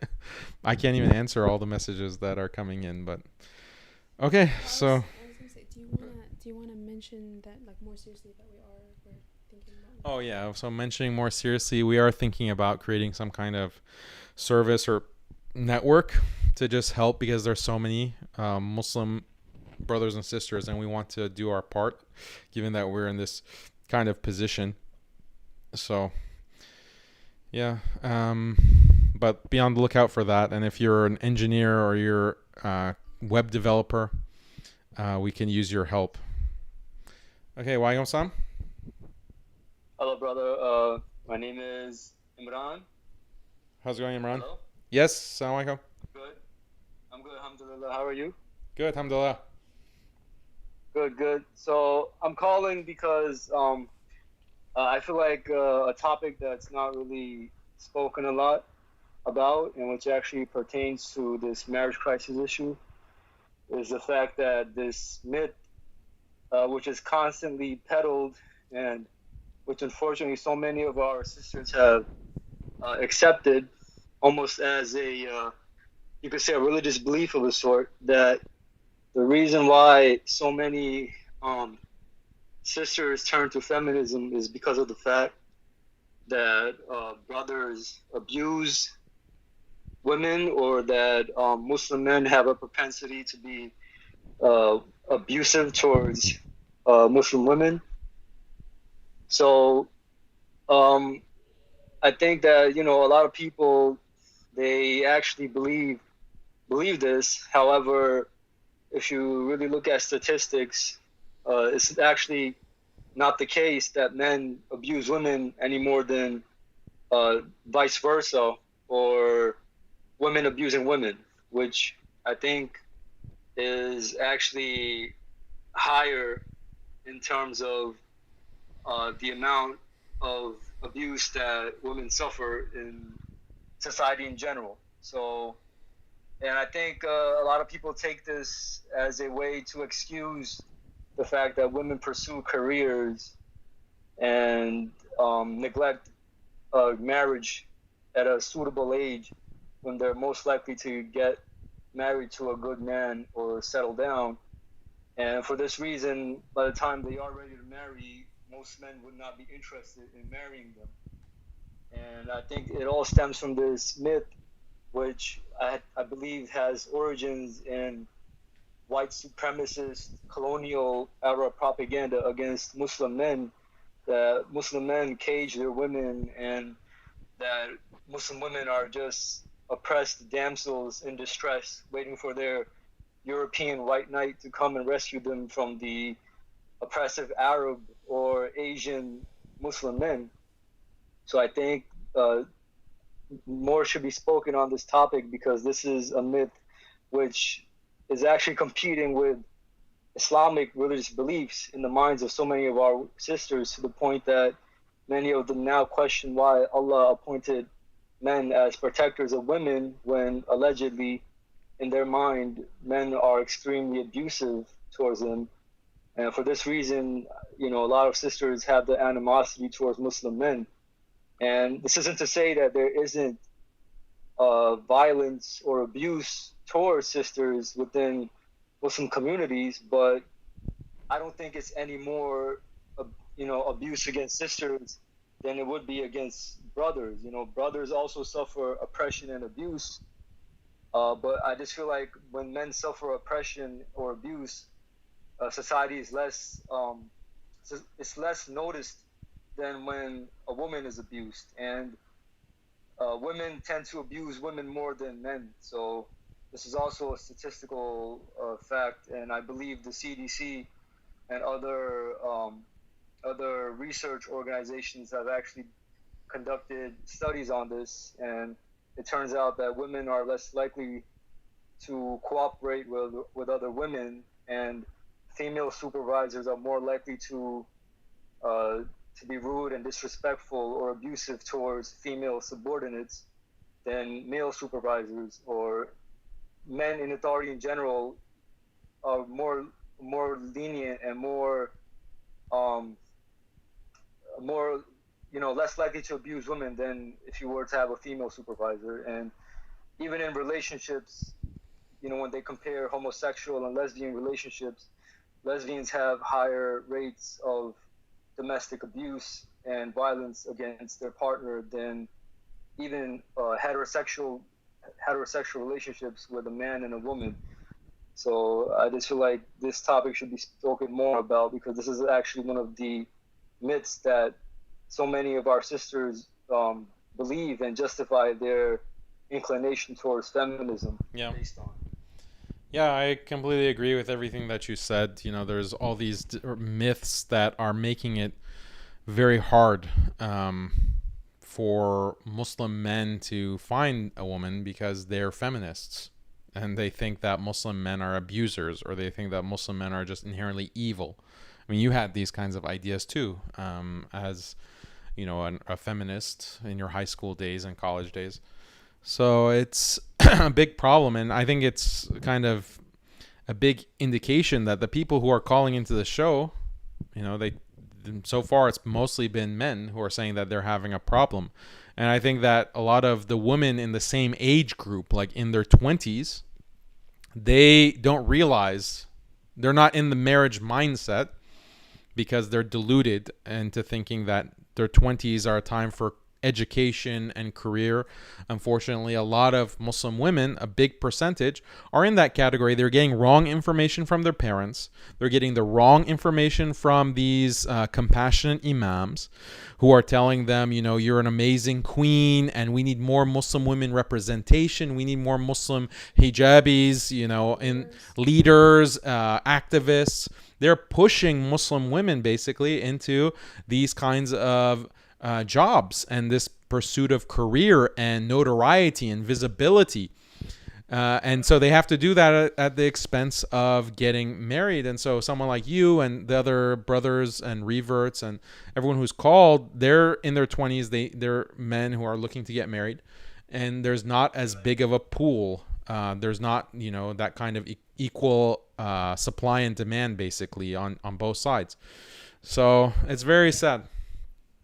Yes, and I just want to add something really interesting. Since this feminist ideology is now being exported to the Muslim world, in particular in the country of origin of my parents, which is Pakistan. So there's this, I'm sure, and I think you're already aware of this Aurat March phenomenon. Yeah. So basically, when this movement first started, they had a slogan, which, alhamdulillah, so many people pointed out the hypocrisy. And the slogan, basically, in Urdu, goes as "Apna khana khud garam kar lo," which in English translates to, which they're saying to men. They're telling them to warm their own food. So heat your own food is basically what it translates to.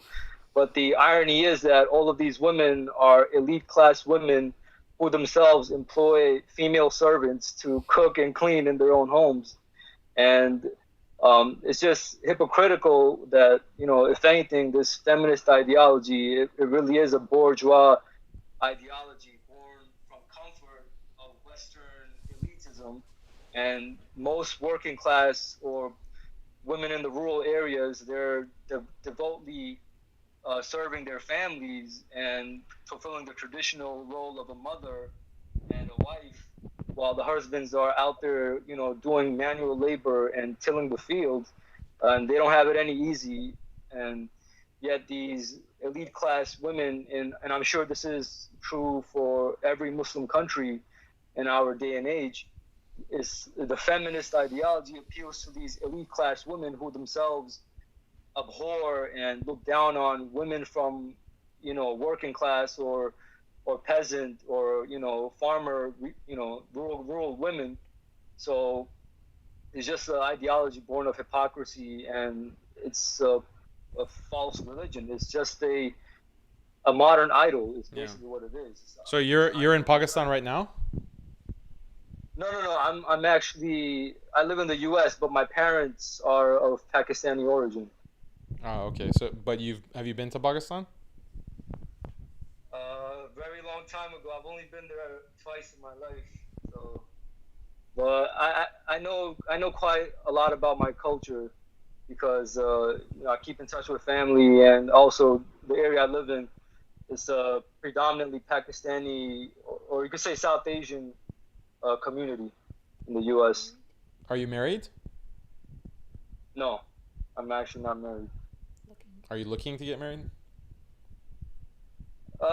I am, but I'm not in a rush because this is not something I want to rush, to be honest. I want to make sure that, if anything, I'd rather be in a better financial situation before I do actually start seriously looking for someone to get married to.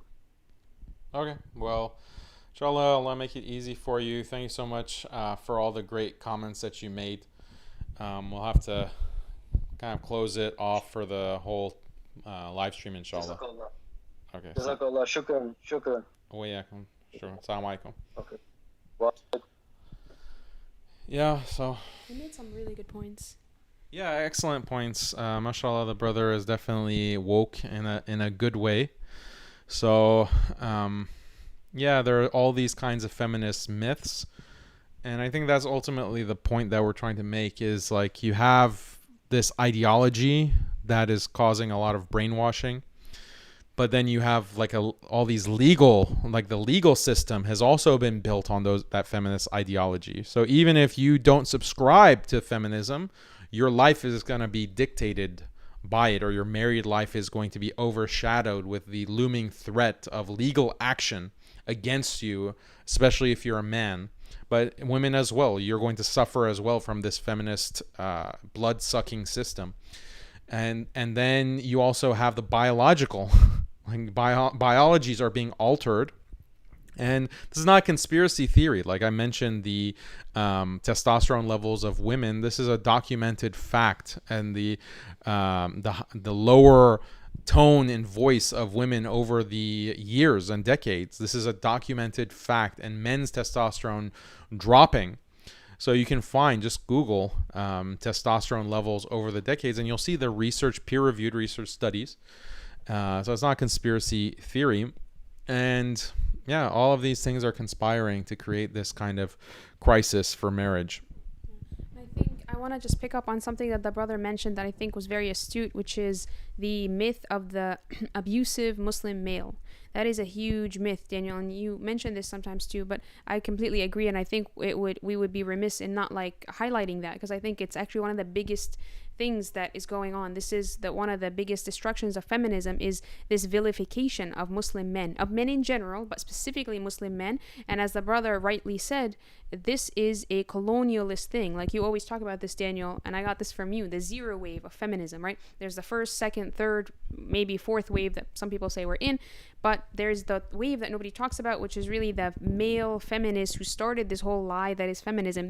They concocted it themselves to use against Muslims in the Muslim world to colonize the Muslim world, right? So they use this myth, is pure nonsense, that Muslim men, they just they cage their women in the homes, they're oppressing their women because we can't see them. Their women are veiled and stuff, and they're covered, we can't see them, and they're in the home. It's even harder for us to reach them and get our hands on them as colonizers, as white, British, French, Dutch colonizers. So yeah, that's not good. Look at these barbarian Muslim men. This was the birth of the myth that is the abusive Muslim male, right? And it just spiraled out of control from there. And then the feminists use that, and they still use it to this day. And they use it for NGOs to go to Afghanistan, to go to Iraq, to go to wherever, right? Pakistan, and create these government, like these NGOs, basically. Gender programs. These gender programs, right? How much money are they giving? 10 million was the last bill. Yeah, $10 million to go to Pakistan, these gender programs. For what? For what? What is the objective? And it's to instill fear in the minds of Muslim women, of Muslim men. They want Muslim women to fear their father, to fear their brother, to fear their husband, to fear their son. It's crazy. Like, wallahi, what a shame. What a crying shame. So I think as Muslim women, we need to be very smart, and we need to reject this nonsense, because it's nonsense, and we understand exactly where it came from, and we can't let it work on us, right? If it's a trick that they're pulling on us, we can't let it be effective, right? So the Muslim men and Muslim women are on the same team, right? We're awliya. We are awliya of one another. We are allies of one another and protective friends of one another. We help one another. We're the same ummah. Do not let this divide and conquer approach work on you.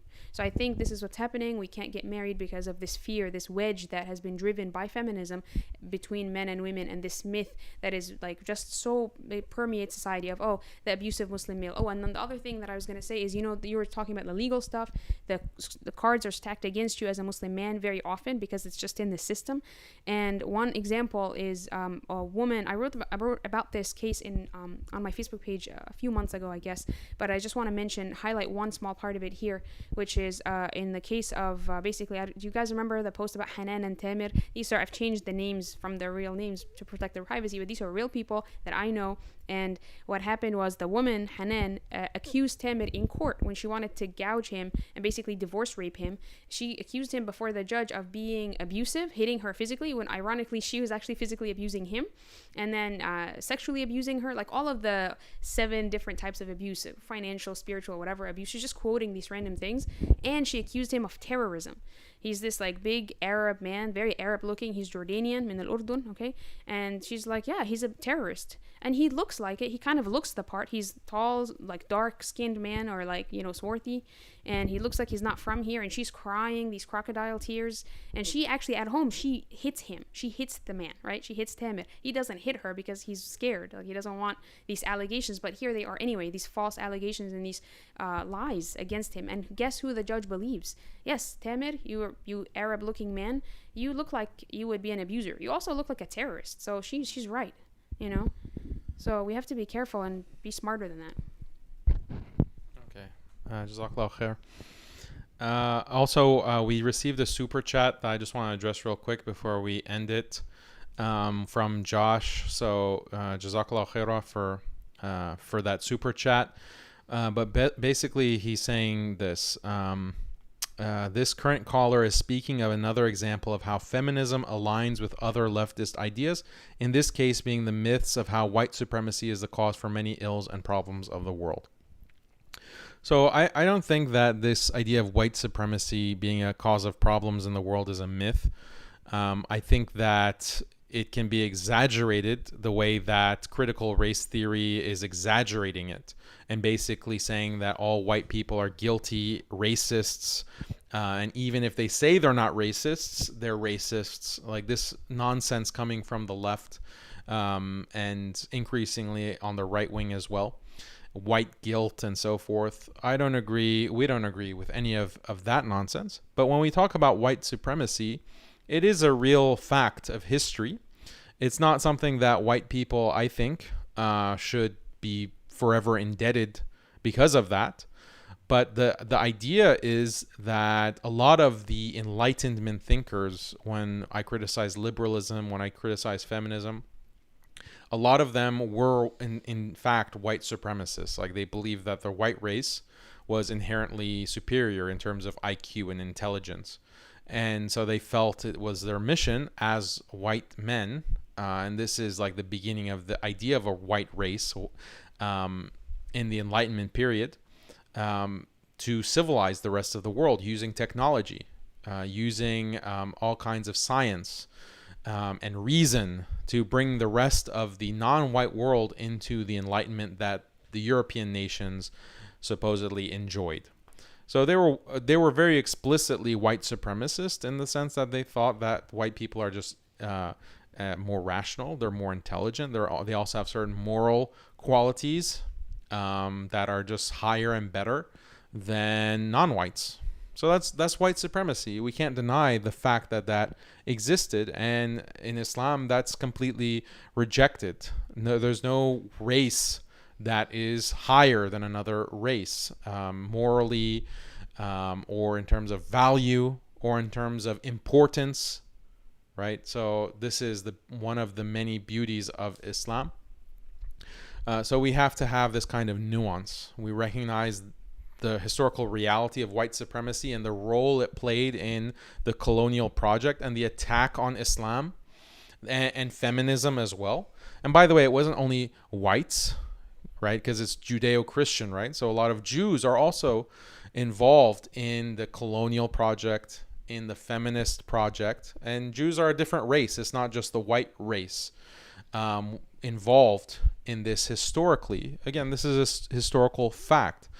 But then to have this kind of outright animosity towards white people, and unfortunately many of the convert brothers, reverts who are white, experience this from left-wing Muslims who will have this kind of attitude of, oh, you're white, therefore you are guilty. Oh, you're white, therefore you are part of the systematic racism that exists, and you have white fragility and all this nonsense. You have to apologize. Yeah, you have to apologize. So, we just have this kind of nuance. Just because we will refer to white supremacy in terms of the colonial project and a lot of what we say in the Muslim Skeptic channel or Alesna, that doesn't mean we're bought into this other critical race nonsense that we've also discussed. I have a kind of debate with one of these critical race proponents on the channel, so you can check that out. And I just advocate a very nuanced view of it, inshallah. So just to conclude, Jazakumullahu khaira. We really enjoyed all of the calls, and thank you for watching, putting comments on both Facebook and YouTube. And as for resources, we're trying to work on some kind of network to help Muslim singles look for a spouse, a husband or a wife. So look out for that. I can't give you a timetable, but don't hold your breath thinking it's going to come out next week or even next month. It's going to take a while for us to figure it out and plan it. But if you do have any kind of experience that you'd like to contribute in some way in terms of technical ability or monetarily, you can always make a donation through muslimskeptic.com or just email admin@muslimskeptic. And if you have any kind of resources to help. Also, we have the marriage course, very practical, at Alesna Institute that Khalid teaches. It's over 20 hour, the most comprehensive marriage course that's offered online for Muslims. It's all about practicality, practical tips on how you can approach marriage. and Khalid has put a lot of time and effort in it. I have a few cameo videos in the course as well, so you can check that out, and definitely check out muslimskeptic.com. Khalid has articles on marriage all the time that are published, and so you can check that out as a resource as well. So please keep all of the Muslims in your dua for strong marriages. May Allah grant all of you the best wives, husbands, the best spouse that will be the coolness of your eyes and will be a means for you to attain Jannah. Bi'idhnillah. Ameen ya Rabbil Alameen. Jazakum Allahu khairan to everyone, and Assalamu alaikum wa rahmatullahi